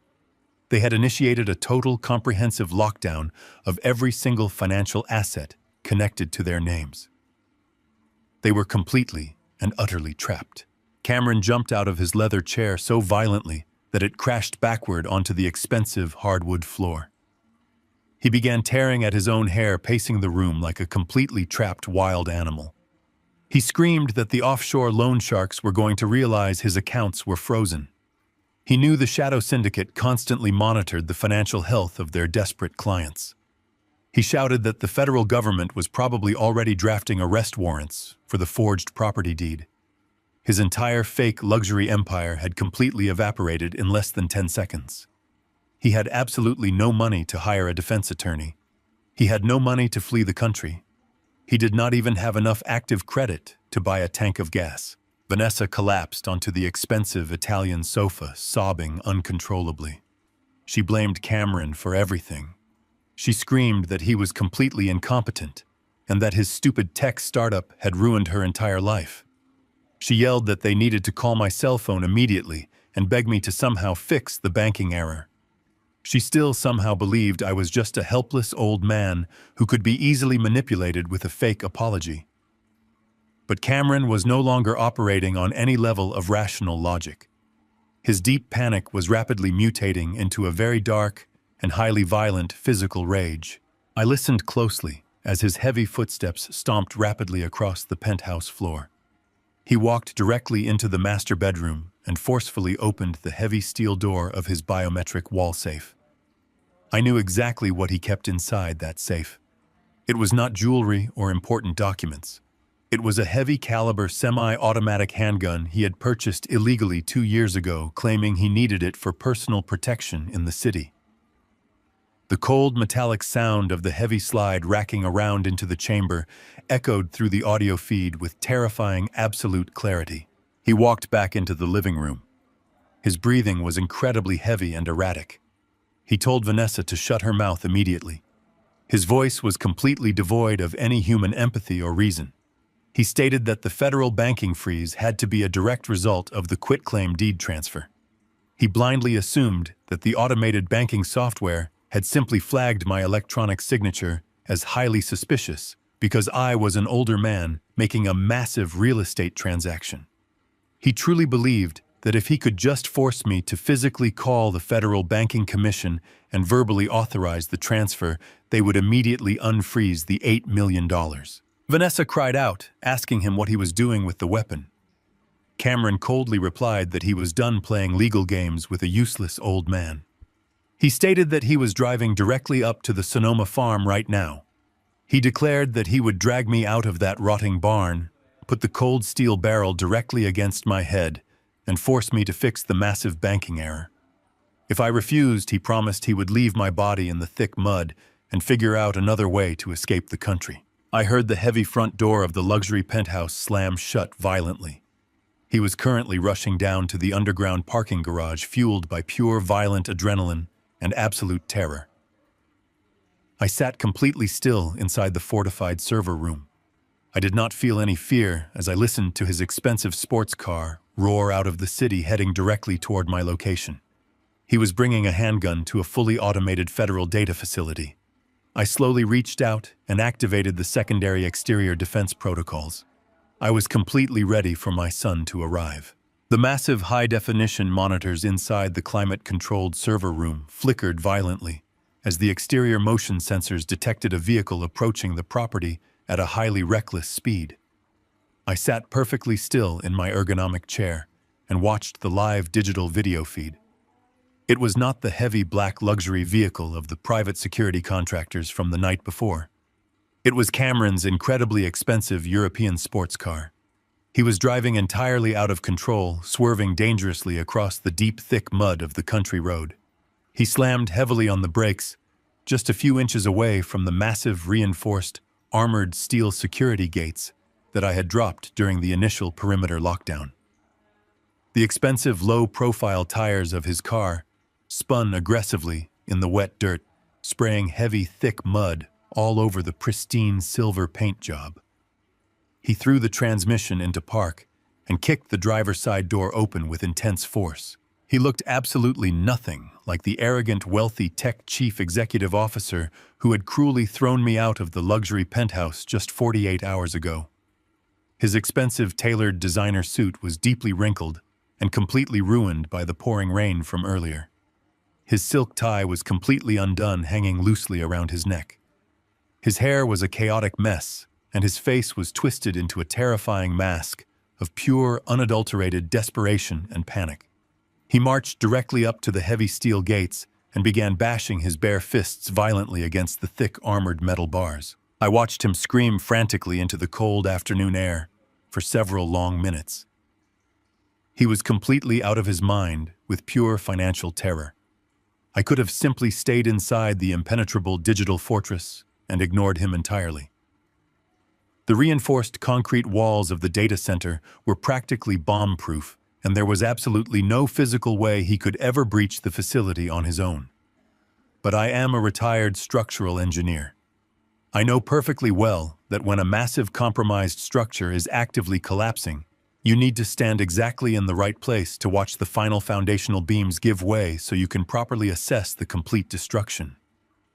I needed to look my own son directly in the eyes, as his entire fraudulent empire burned entirely to the ground. I pushed my chair back from the cold, brushed aluminum desk and stood up. I did not bother to put on a heavy winter coat. I simply walked down the long, bright, illuminated corridor of the server room and approached the heavy secondary security doors. I pressed my hand against the biometric scanner, and the thick pneumatic locks hissed loudly as they disengaged. I stepped out into the damp, chilling air of the Sonoma Valley. The heavy, violent storm from the previous night had completely passed, but the ground was still an absolute swamp of thick, heavy mud and deep, cold puddles. I walked very slowly and deliberately down the long gravel path toward the massive steel gates. Cameron saw me walking calmly toward him, and his violent screaming instantly escalated to a completely deafening volume. He grabbed the thick, cold steel bars of the gate with both of his hands and shook them with all of his remaining physical strength. He violently demanded that I open the gates immediately. He screamed repeatedly that I had somehow ruined his entire life and that I needed to fix the massive banking error right this exact second. I did not say a single word to him until I was standing just 3 feet away, separated only by the heavy armored steel bars. I looked deeply into his bloodshot eyes and noticed his heavily sweating forehead. His chest was heaving violently as he struggled desperately to catch his breath in the cold air. When he finally realized that his loud, aggressive shouting was having absolutely no emotional effect on my calm demeanor, his deep internal panic finally boiled over into lethal physical violence. He reached entirely behind his back and pulled out the heavy-caliber semi-automatic handgun he had frantically taken from his biometric wall safe back at the luxury penthouse. He raised the dark metallic weapon and pointed the barrel directly at my chest through the narrow gaps in the steel gate. His hands were shaking so incredibly violently that the front sight of the weapon vibrated wildly in the cold afternoon air. He told me he was absolutely not playing any more legal games. His voice was a truly pathetic and terrifying mixture of absolute raw terror and homicidal rage. He violently demanded that I pull out my cell phone right now, call the Federal Banking Commission, and verbally authorize the immediate release of his frozen $8 million. He actually truly believed in his panicked state that holding a deadly weapon to my chest would somehow magically erase the massive digital trail of federal wire fraud, identity theft, and international money laundering he had committed entirely by himself. He aggressively threatened to pull the heavy trigger and leave me bleeding to death in the cold farm mud if I did not do exactly what he commanded. I stood perfectly still in the freezing wind. My heart rate did not elevate at all. My breathing remained completely slow and highly calculated. I looked directly down the dark, hollow barrel of the loaded weapon, and then I slowly raised my eyes to meet his incredibly terrified gaze. I spoke to him with a voice so incredibly cold and entirely steady that it actually made him take a tiny, involuntary step backward into the deep mud. I told Cameron that he was pointing a loaded firearm at a man who had absolutely nothing left in this world to lose. I explained very calmly that I did not own the Federal Banking Commission, and I possessed absolutely no magical legal authority to unfreeze his stolen money. I told him the corporate bank accounts were permanently locked down because he had actively and willingly committed massive federal crimes that could never, under any circumstances, be erased from the digital ledgers. I told him he had built a house entirely out of pure greed, and now the foundation was completely shattered. But more importantly, I slowly raised my right hand and pointed a single finger high up toward the reinforced roofline of the massive facility standing right behind me. I told him to look very closely at the 4 high-definition security cameras that were currently tracking his exact physical movements. I explained clearly that those specific tactical cameras were not just recording video data to a local computer hard drive.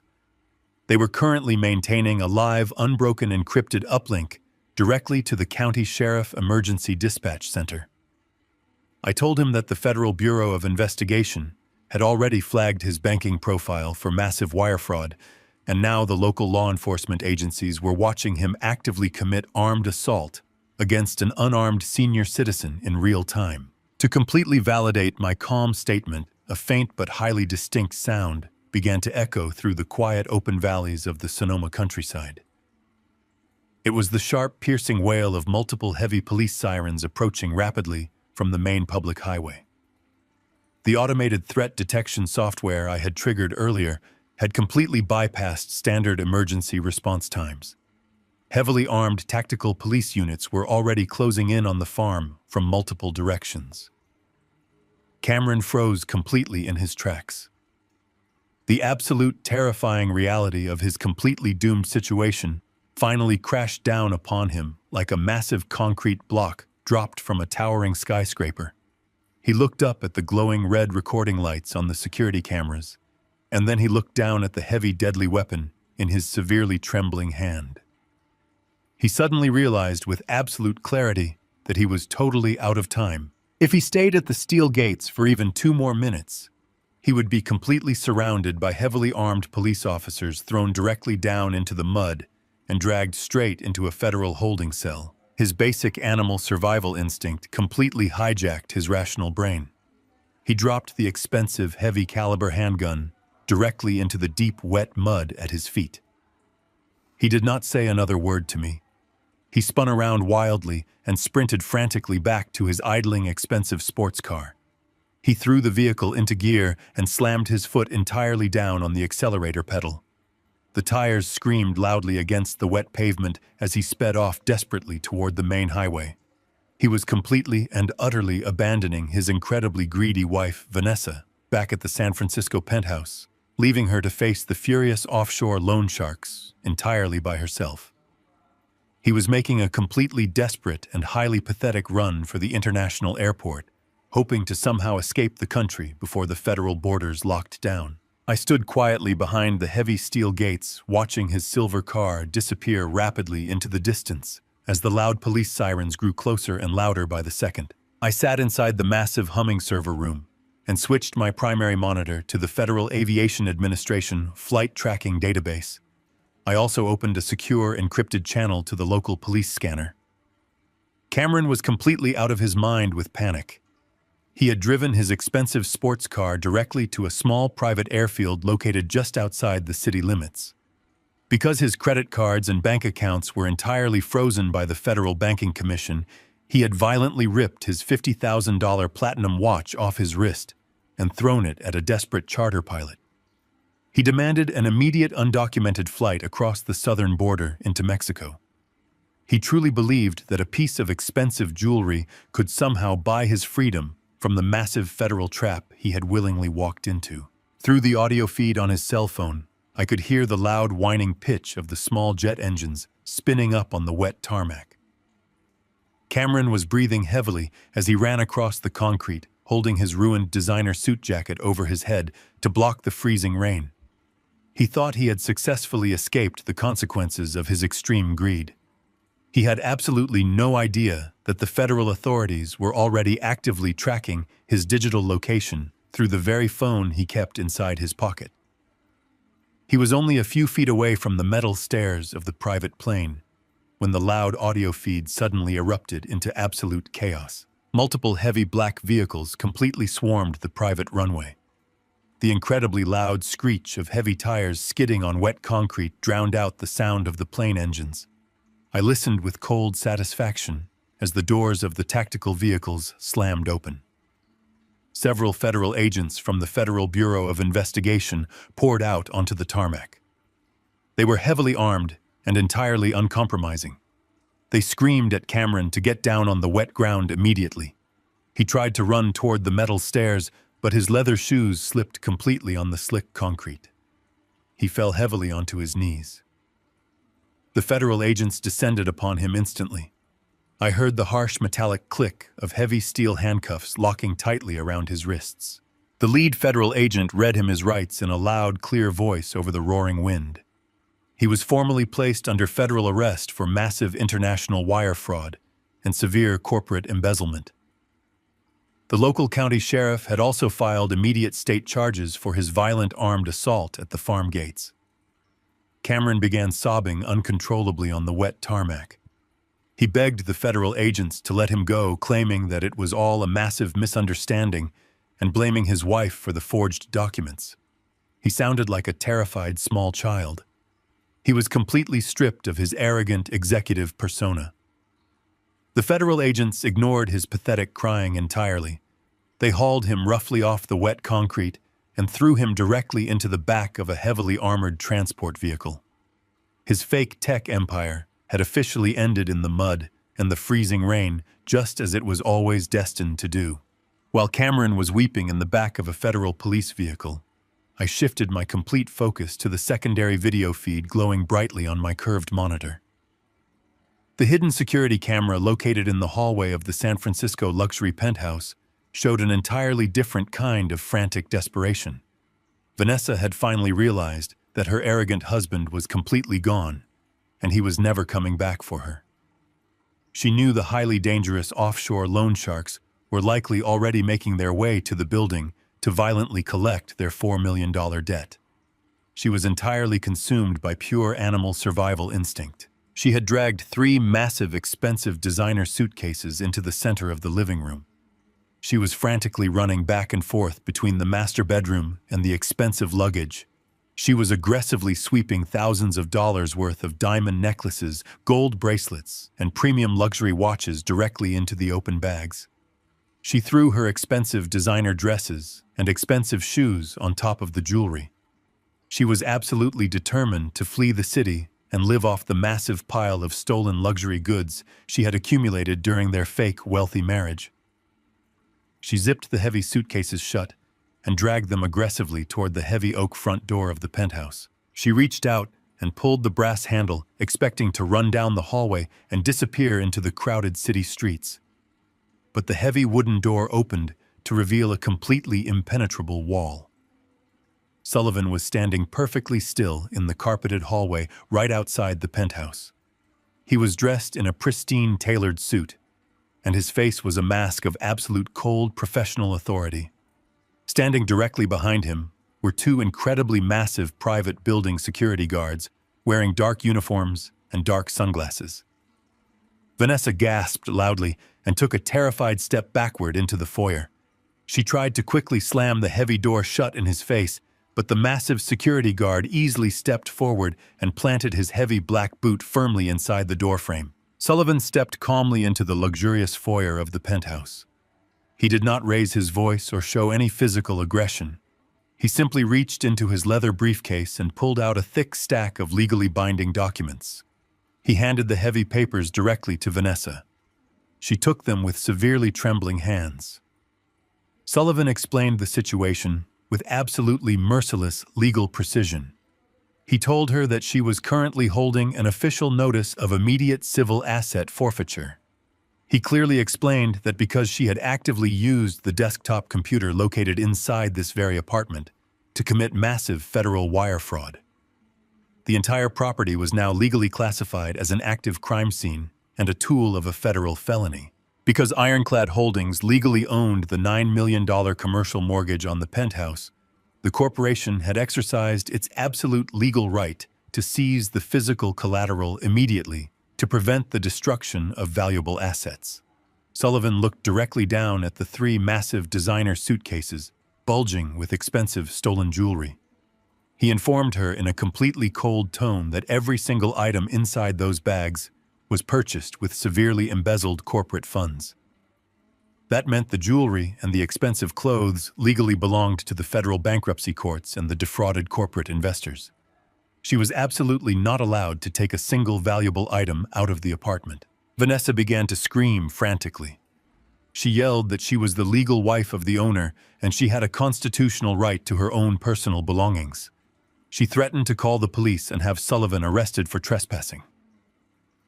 Sullivan simply gestured for the massive security guards to step entirely into the room.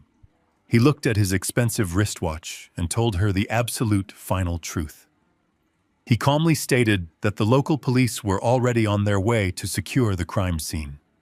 He gave her exactly 60 seconds to drop the heavy designer bags and walk out of the building with nothing but the clothes currently on her back. If she refused to leave immediately, the security guards were legally authorized to detain her for attempting to steal frozen federal assets. The absolute reality of her complete destruction finally broke through her endless greed. She looked at the incredibly large security guards and realized she had absolutely no physical or legal power left in the world. She slowly let go of the leather handles on the expensive suitcases. She was hyperventilating, and tears of pure rage were streaming down her face, ruining her expensive makeup. She walked slowly past Sullivan, stepping out into the cold hallway, completely empty-handed. She had entered my home 5 years ago, demanding total respect and absolute luxury. Now she was being completely thrown out into the dangerous city streets with absolutely no money, no credit cards, and nowhere to go. I watched the video feed as Sullivan calmly reached out and pulled the heavy oak door completely shut. The loud click of the new brass deadbolt engaging echoed loudly through the audio feed, finalizing the absolute eviction of the woman who had tried to destroy my entire life. The sterile fluorescent lights of the Federal Detention Center buzzed with a relentless mechanical hum that reminded me of the server room back at the farm. But the air in this place was entirely different. It was heavy with the distinct smell of industrial bleach, stale sweat, and absolute human despair. I sat perfectly still on a cold metal folding chair in the visitor interrogation area.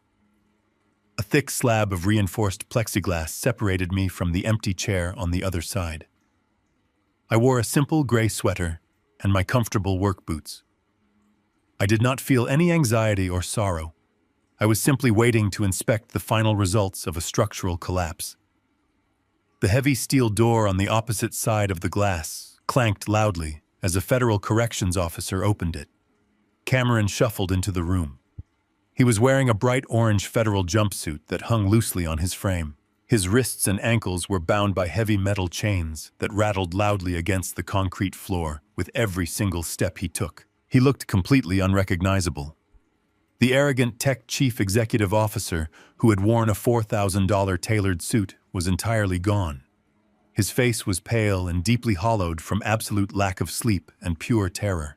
His hair was a greasy mess, and his eyes were completely bloodshot. He sat down heavily in the metal chair opposite me and stared through the thick glass. His hands were shaking so violently that he could barely manage to lift the heavy black telephone receiver from its cradle on the wall. I slowly picked up my own receiver and pressed it against my ear. "Dad, please," he whispered immediately. His voice was a pathetic, broken whimper, completely stripped of any pride. He did not ask how I was doing. He did not apologize for pointing a loaded weapon at my chest just 24 hours ago. His entire focus was fixed strictly on his own desperate survival. He begged me to contact Sullivan and authorize his federal bail. He told me the conditions inside the holding cell were absolutely horrifying, and he could not survive another night in this terrible place. He promised me he would do absolutely anything I wanted if I just paid the federal judge to let him walk out of those heavy steel doors. When I did not immediately answer him, his frantic begging rapidly morphed into a desperate, cowardly betrayal. He completely turned on his own wife without a single second of hesitation. He leaned closer to the glass and swore to me that he had absolutely nothing to do with stealing the Sonoma farm. He cried loudly, claiming that Vanessa was a complete sociopath who had manipulated him from the very beginning. He stated that she had broken into my private study entirely on her own and forged my electronic signature while he was completely unaware in the other room. He begged me to believe that he had only accepted the $12 million because he was terrified she would leave him if he did not provide her with a life of absolute luxury. He was actively trying to rewrite the entire history of his incredible greed, casting himself as a helpless, innocent victim of a wicked woman. I let him ramble and cry for 5 full minutes. I simply sat there and watched a grown man completely abandon every single shred of his own personal accountability. When he finally ran out of breath and stared at me with desperate, pleading eyes, I slowly reached into the pocket of my gray sweater. I pulled out my secure cell phone. I did not say a single word to him. I simply pressed the play button on a specific audio file and held the speaker directly against the microphone of my telephone receiver. The crystal-clear audio from the night of the eviction echoed directly into Cameron's ear. He heard his own arrogant, vicious voice entirely unfiltered. He heard himself calling me a useless old man. He heard himself stating that Beatrice had finally realized what a deadbeat I was. He heard himself violently demanding that I pack my garbage bags and get out of his luxury penthouse before midnight. I watched his pale face drain of whatever tiny amount of color he had left. His mouth fell open slightly as the digital echo of his own extreme cruelty played back to him inside the cold federal interrogation room. I pulled the phone away and finally spoke to him. My voice was completely steady and incredibly cold. I told him that an engineer never builds a trap. An engineer simply understands the absolute physical limits of a foundation. I explained that I did not actively destroy his life. I simply handed him the tools and allowed him to completely dismantle his own existence. I calmly laid out the exact architecture of the reality he had completely ignored. I told him about Ironclad Holdings. I told him that Beatrice had secretly funded his entire tech startup and that she legally owned his massive luxury penthouse from the very beginning. His eyes widened in absolute horror as I continued my explanation. I told him the $12 million he had received from Zenith Global Logistics did not come from an anonymous international tech conglomerate. I told him Zenith was a shell corporation managed directly by Sullivan. I watched the devastating realization hit his brain like a physical blow. He realized that he had committed massive federal wire fraud, identity theft, and corporate money laundering just to sell my own property directly back to me using my own money. I told him that if he had simply treated me with a basic fraction of human decency on the night the will was read, I would have happily given him the farm and the entire fortune behind it. He pressed his face against the thick plexiglass, sobbing uncontrollably. He asked me why I hated him so much. He asked me how a father could do something so incredibly cruel to his only son. I looked directly into his crying eyes and told him the absolute truth. I told him this was never about emotional revenge. Revenge is a chaotic, unpredictable emotional response. This was a completely calculated consequence. When a massive building is constructed entirely out of lies and greed, gravity will always eventually pull it down into the dirt. I was simply the gravity. I placed the heavy black receiver back onto the metal cradle. I did not look back at him as the federal guards dragged his chained body away from the glass window. I walked out of the sterile detention facility and stepped into the cool San Francisco afternoon. I pulled out my cell phone to check the secure data logs streaming from the server room back at the farm. The massive digital trap I had engineered had successfully neutralized Cameron, but the immense shockwaves of his incredibly reckless financial decisions were still actively tearing through the city. The advanced federal network monitoring software Beatrice had designed was currently intercepting deeply alarming communications from the dark web. The $4 million Cameron had frantically wired to the offshore bank in the Cayman Islands had triggered an immediate massive red flag within the International Banking Commission. Because the funds originated directly from a highly fraudulent real estate transaction involving stolen federal assets, the Federal Bureau of Investigation had executed an emergency international financial clawback. The overseas banking accounts belonging to the highly dangerous shadow syndicate had been completely frozen, and the $4 million was actively being seized by the United States government. The offshore loan sharks operate entirely on a strict code of absolute violence and total financial return. They did not care that Cameron was currently sitting inside a federal holding cell. They did not care about real estate laws or federal bank freezes. They only knew that $4 million of their money had been completely ripped away from them, and they needed to punish someone severely for the massive theft. Because Cameron was completely locked away behind impenetrable federal steel doors, he was temporarily, completely untouchable. But Vanessa was not in federal prison. Vanessa had been completely thrown out of the luxury penthouse by Sullivan and the building security guards. She was currently wandering the busy streets of San Francisco entirely alone with absolutely no money, no shelter, and no police protection. The encrypted communications on my server logs revealed that the furious Shadow Syndicate was already utilizing their local underground enforcers to actively hunt her down. They were rapidly tracking her digital footprint through the city, desperately looking to extract their $4 million in blood. Cameron had completely abandoned his greedy wife to save his own life, and now the terrible monsters he had invited into their fake luxury empire were turning all of their violent rage directly toward her. The arrest of a prominent tech chief executive officer does not stay quiet for very long in a city like San Francisco. By the time the sun rose on Monday morning, the financial news networks were completely saturated with the shocking story of the airport interception. The Federal Bureau of Investigation had released a comprehensive public statement confirming the massive wire fraud and severe corporate embezzlement charges. The immediate corporate fallout for the startup was absolutely catastrophic. Cameron's tech company was already secretly bankrupt and bleeding massive amounts of capital, but the public revelation of his illegal offshore loans and forged real estate documents served as the final fatal blow.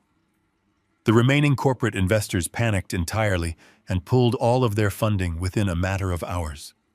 The company's stock valuation plummeted entirely to zero.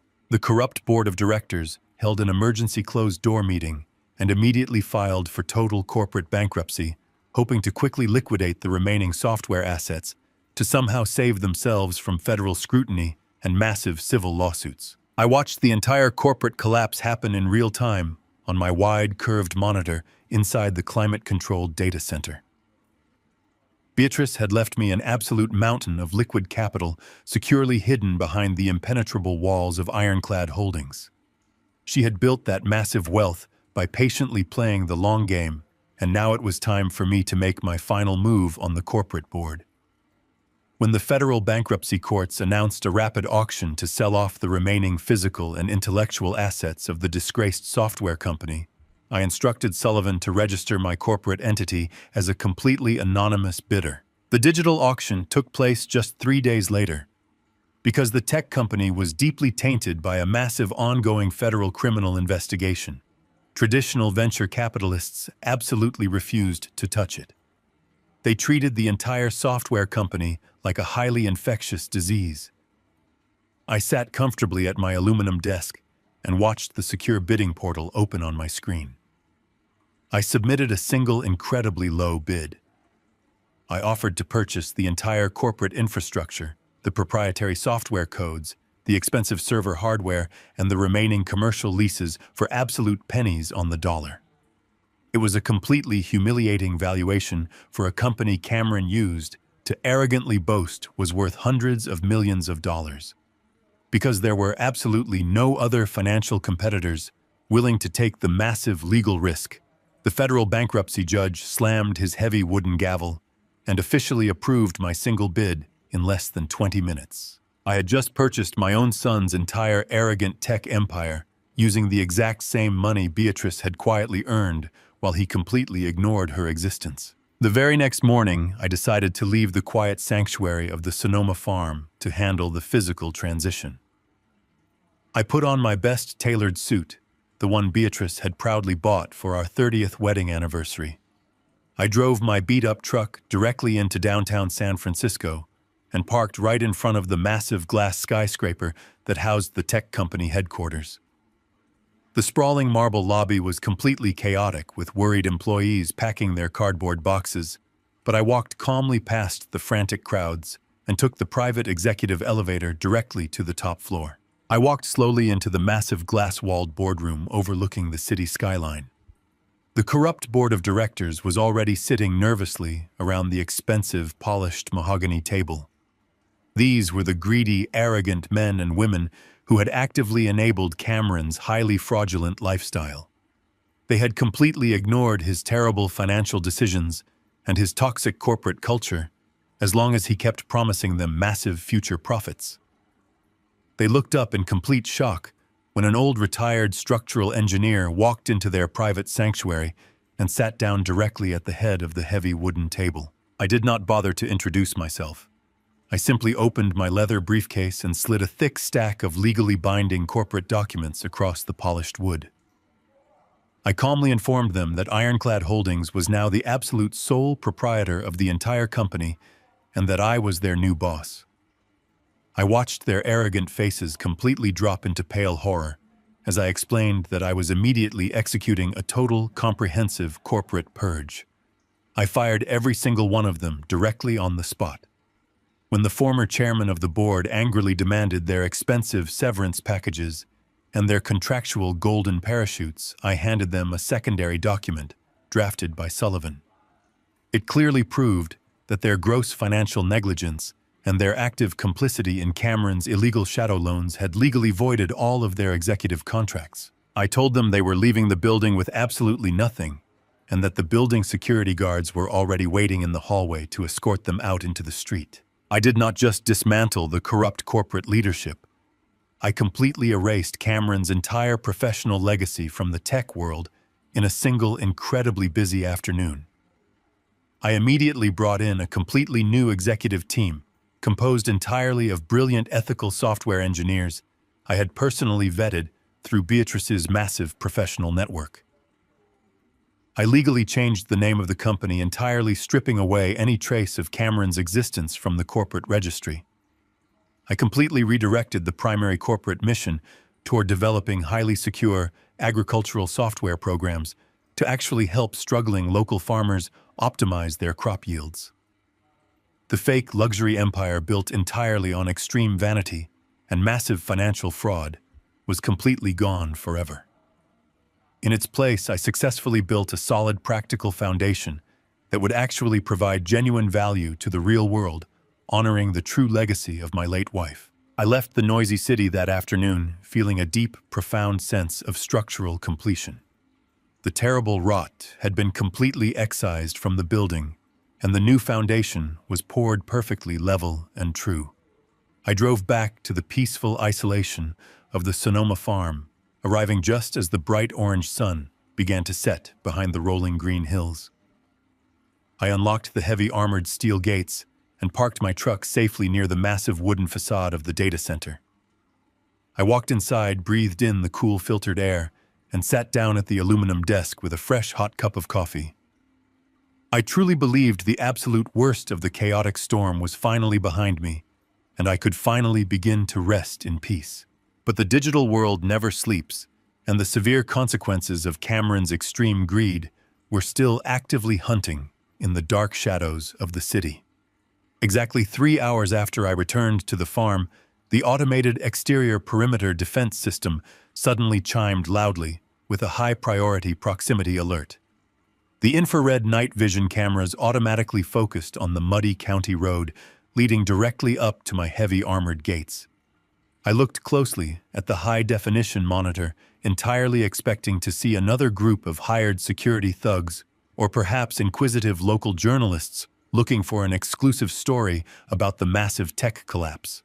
But there were no heavy black vehicles, and there were no bright headlights cutting through the darkness. There was only a single solitary figure, walking very slowly up the long gravel driveway entirely on foot. I zoomed the optical camera lens in much closer to get a better look at the lonely intruder. The digital image resolved perfectly on my wide, curved screen, and a cold wave of profound disbelief washed entirely over me. It was Vanessa. The woman who had proudly worn expensive designer dresses and ruthlessly demanded a life of absolute luxury was completely unrecognizable.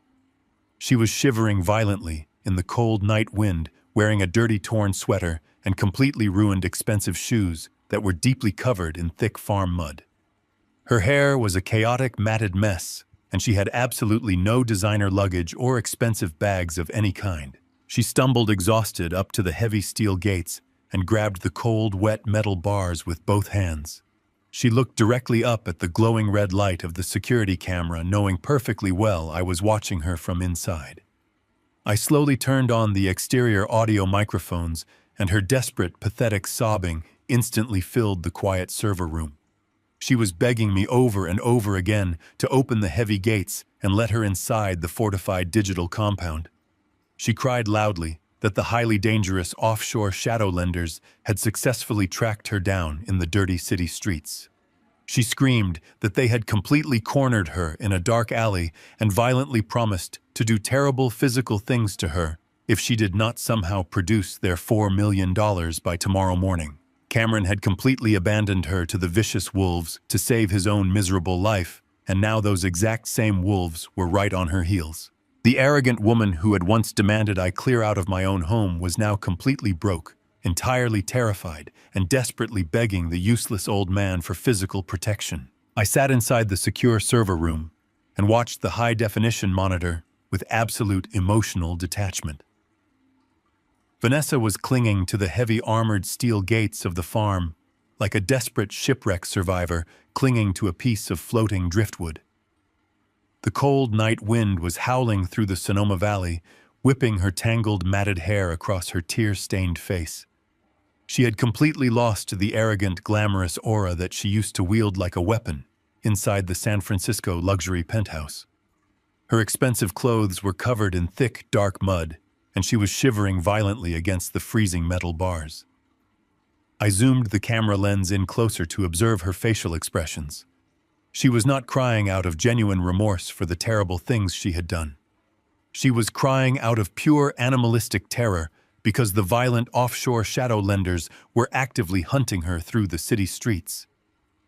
She knew she had absolutely nowhere else to hide. She looked directly up at the glowing red light of the security camera and began pleading loudly. I slowly leaned forward in my ergonomic chair and pressed the activation button for the exterior two-way intercom system. The heavy metallic click echoed loudly across the dark farm driveway. Vanessa gasped when she heard the speakers activate. She immediately began talking at a frantic, desperate pace. She told me that she had extremely valuable information about Cameron and his illegal business dealings. She promised she would happily stand up in a federal courtroom and testify against my son. She offered to hand over all of his private passwords and hidden offshore account numbers to the Federal Bureau of Investigation. She was completely willing to sell her own husband to a federal prison for the rest of his life if I would just open the heavy steel gates and give her a safe place to sleep. She shamelessly begged me for a massive cash payment, claiming she needed money to disappear and start a brand new life far away from the dangerous loan sharks. She actually tried to use her fake tears to manipulate me. She called me dad and sobbed about how she was just a helpless victim who got caught up in Cameron's massive web of lies. She spun a pathetic story about how Cameron had forced her to forge the documents under the threat of physical violence. I knew it was a complete lie because I had watched her eagerly break into my study with pure, greedy excitement just a few days ago. I listened to her pathetic, desperate lies without showing a single ounce of emotion. When she finally stopped talking to catch her breath, the absolute silence of the dark valley was deafening. I leaned closely into the microphone and spoke with a voice completely devoid of any warmth or sympathy. I told her to stop calling me dad immediately. Family is built on mutual respect, Vanessa, I said clearly through the exterior speakers. You built your entire life on pure theft and endless greed. I reminded her of the night she casually laughed while Cameron threw me out into the pouring rain. I reminded her of the moment she aggressively smashed her way into my private study to forge my signature and steal my inheritance. I told her that she did not regret her terrible crimes at all. She only regretted that her massive fraudulent scheme had completely failed and left her with absolutely nothing. She screamed at the security camera, demanding that I open the gates. She yelled that the shadow lenders were going to kill her if she stayed out in the open. She grabbed the steel bars and violently shook them, demanding that I give her a portion of the Ironclad Holdings money because she felt she was legally entitled to it. I did not argue with her completely delusional demands.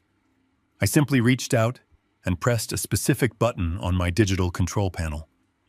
A small automated security drawer located at the absolute base of the heavy steel gates hissed loudly as it slid open.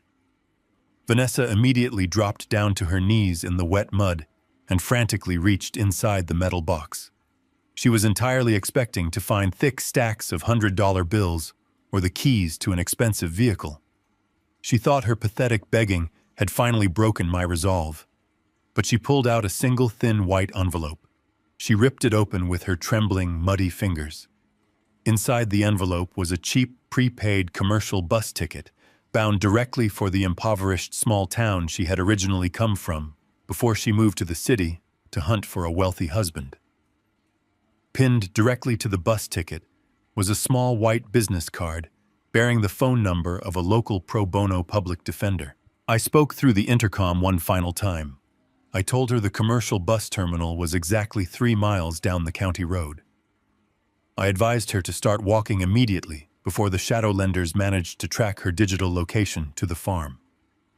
I clearly stated that if she ever tried to approach my property again, I would immediately release the high-definition video of her forging the federal property documents directly to the authorities, and she would join her husband in a federal penitentiary. I did not wait to hear her response. I simply reached out and completely deactivated the exterior intercom system.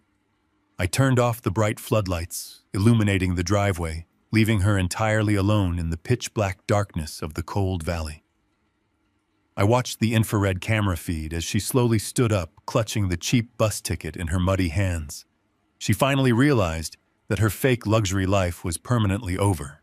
She turned around and began walking a long, lonely walk down the dark, muddy road, disappearing completely into the freezing night. The heavy legal dust eventually settled over the following 6 months.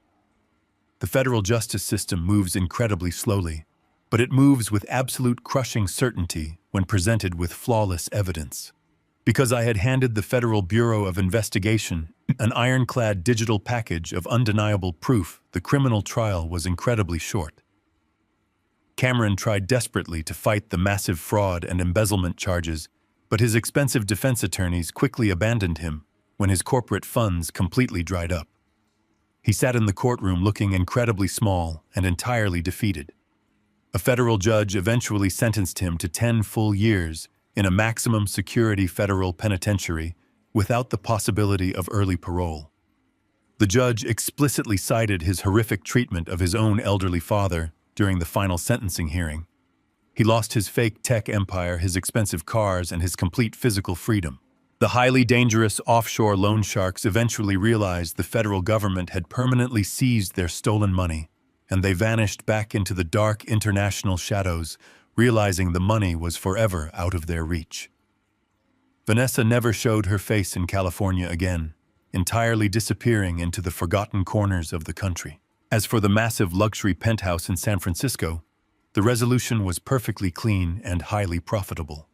Ironclad Holdings officially executed the massive foreclosure on the $9 million property. Sullivan handled the commercial real estate listing with his usual ruthless efficiency.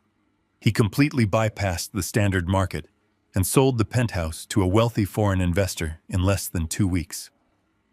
The massive influx of capital from the penthouse sale was completely diverted directly into the operational budget of the Sonoma farm. I sat in my warm office inside the humming data center and reviewed the new agricultural software project ledgers.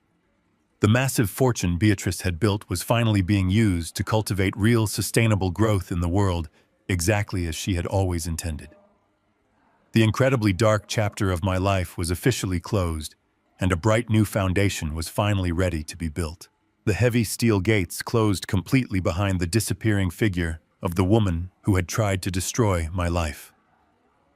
I stood alone in the cool, dark night for a long time, listening to the wind sweep across the open valley. The air felt incredibly clean and entirely pure for the very first time in months. I turned around and walked slowly back up the long gravel driveway toward the massive wooden facade of the barn. I stepped through the heavy pneumatic doors, and the familiar crisp, filtered air of the climate-controlled server room washed entirely over me. The thousands of tiny green and blue lights blinked in perfect rhythmic harmony across the endless rows of black monoliths. The low mechanical hum of the industrial cooling fans sounded completely different to me now. It did not sound like a cold machine. It sounded like the steady, strong heartbeat of a completely new life. 2 full years have passed since that incredibly dark, chaotic night at the farm gates. The massive property in the Sonoma Valley looks entirely different today.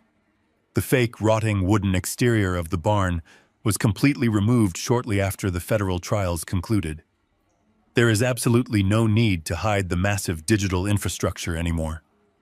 The data center is now a fully recognized and highly secured corporate facility, protected by a dedicated professional security team and state-of-the-art perimeter defenses. But the massive servers inside are no longer strictly dedicated to hiding private wealth or quietly running anonymous corporate ledgers. I completely restructured the entire digital architecture to serve a much higher and far more noble purpose. When I completely took over my son's failing tech startup, I immediately pivoted the entire software engineering department toward agricultural development. Today, the massive profits generated by the commercial data routing are funneled directly into a massive philanthropic foundation created entirely in the name of my late wife, Beatrice. We provide massive financial grants to struggling local farmers all across the state. I personally review the applications sitting right here at my aluminum desk. When I read about a hard-working family farm facing imminent foreclosure from predatory banks, I use the immense financial power of Ironclad Holdings to step in and pay off their debts entirely in cash. We purchase new heavy machinery for independent growers who cannot afford commercial loans. We provide them with free access to our advanced predictive software models, helping them perfectly optimize their crop yields and survive the harsh economic climate. Cameron and Vanessa spent their entire fake existence desperately trying to extract wealth from other people to fuel their own selfish vanity. They bought expensive imported champagne and leased luxury sports cars to impress people they secretly despised. They viewed the world as a place to be violently conquered and relentlessly exploited. But Beatrice always understood that true wealth is not measured by the size of a luxury penthouse or the price tag on a designer dress. True wealth is the absolute ability to cultivate the ground you stand on and make sure it produces life for the people who actually need it. She built an invisible empire out of fiber optic cables and server racks so that one day we could use it to protect the very soil of this valley. I am incredibly proud to say that her beautiful vision has been completely realized, and her legacy is actively saving lives every single day. I walked slowly down the long, bright central aisle of the data center and sat down in my comfortable ergonomic chair. The wide, curved monitor hummed quietly on the brushed aluminum desk. I did not open any complex financial ledgers or secure global tracking networks this morning. I simply reached out and gently picked up a small, silver-framed photograph sitting right next to the keyboard. It was a beautiful picture of Beatrice taken during a summer vacation many years ago. She was smiling warmly at the camera, with her silver hair blowing gently in the ocean breeze. I looked deeply into her eyes, and I felt a profound, overwhelming sense of absolute gratitude. I thought about the terrifying journey of the past 2 years. I thought about the night I was brutally thrown out into the freezing storm with nothing but 2 black plastic garbage bags. I thought about the devastating moment I watched my own son point a loaded, heavy-caliber weapon directly at my chest, demanding that I fix the massive banking error he created.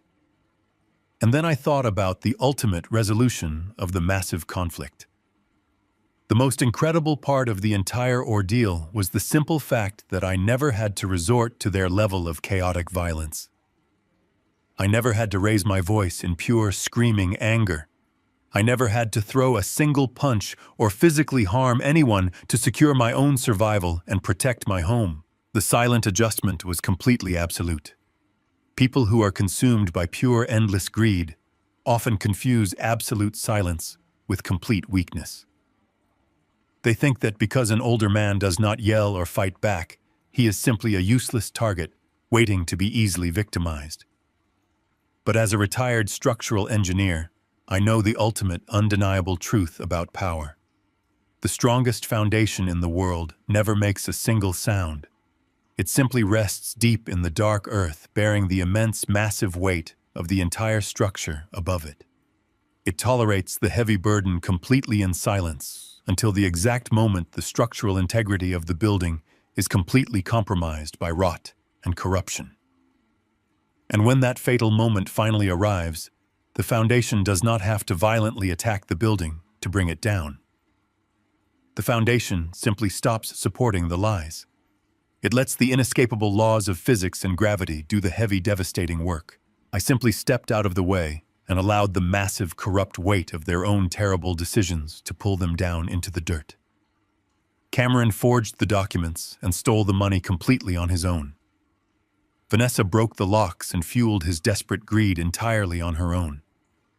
The offshore shadow lenders and the Federal Bureau of Investigation simply acted as the natural forces of gravity rushing in to fill the massive void their endless lies had created. The ultimate destruction of their fake luxury empire was an absolute mathematical certainty from the very beginning.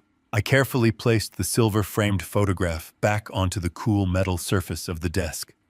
I stood up from the chair and walked toward the heavy secondary security doors leading directly outside. I pressed my hand against the biometric scanner, and the thick pneumatic locks hissed open smoothly. I stepped out onto the wide wooden porch I had recently built onto the front of the administrative office. I held a warm ceramic mug of fresh dark coffee securely in my right hand. The cool morning air was incredibly crisp and entirely refreshing. The massive storm clouds that used to constantly hover over my life had completely vanished. I stood quietly on the porch and watched the early morning sun begin to slowly crest over the distant rolling green hills of the Sonoma Valley. The bright golden light spilled beautifully across my 50 acres of prime agricultural land, illuminating the deep, rich soil and the newly planted fields. The loud, chaotic noise of the San Francisco city traffic, the fake corporate parties and the desperate screaming at the heavy steel gates were entirely gone forever. There was absolutely nothing left but the gentle sound of the morning wind rushing through the tall oak trees and the quiet, distant hum of the powerful servers working tirelessly behind me. I took a slow, deep sip of the hot, dark coffee, feeling the comforting warmth spread entirely through my chest. I looked out over this beautiful green empire that Beatrice and I had built together, and for the first time in my entire life, I felt a sense of absolute, perfect, and unshakable peace. And what is the ultimate lesson to be learned from all of this? I learned that true family is not simply defined by shared blood or a common last name. It is built entirely on a foundation of mutual respect, genuine loyalty, and unwavering decency. When you treat people as disposable assets, you eventually bankrupt your own soul. The most dangerous mistake anyone can make is confusing a person's quiet patience with absolute weakness, because sometimes the silent adjustment is the most devastating. Ultimately, true wealth is never about the luxury you hoard, but the genuine good you can cultivate for others. If you believe that arrogance always meets its inevitable downfall, and that true justice is worth waiting for, please hit the like button and subscribe for more life stories, and let me know in the comments which part of my story satisfied you the most.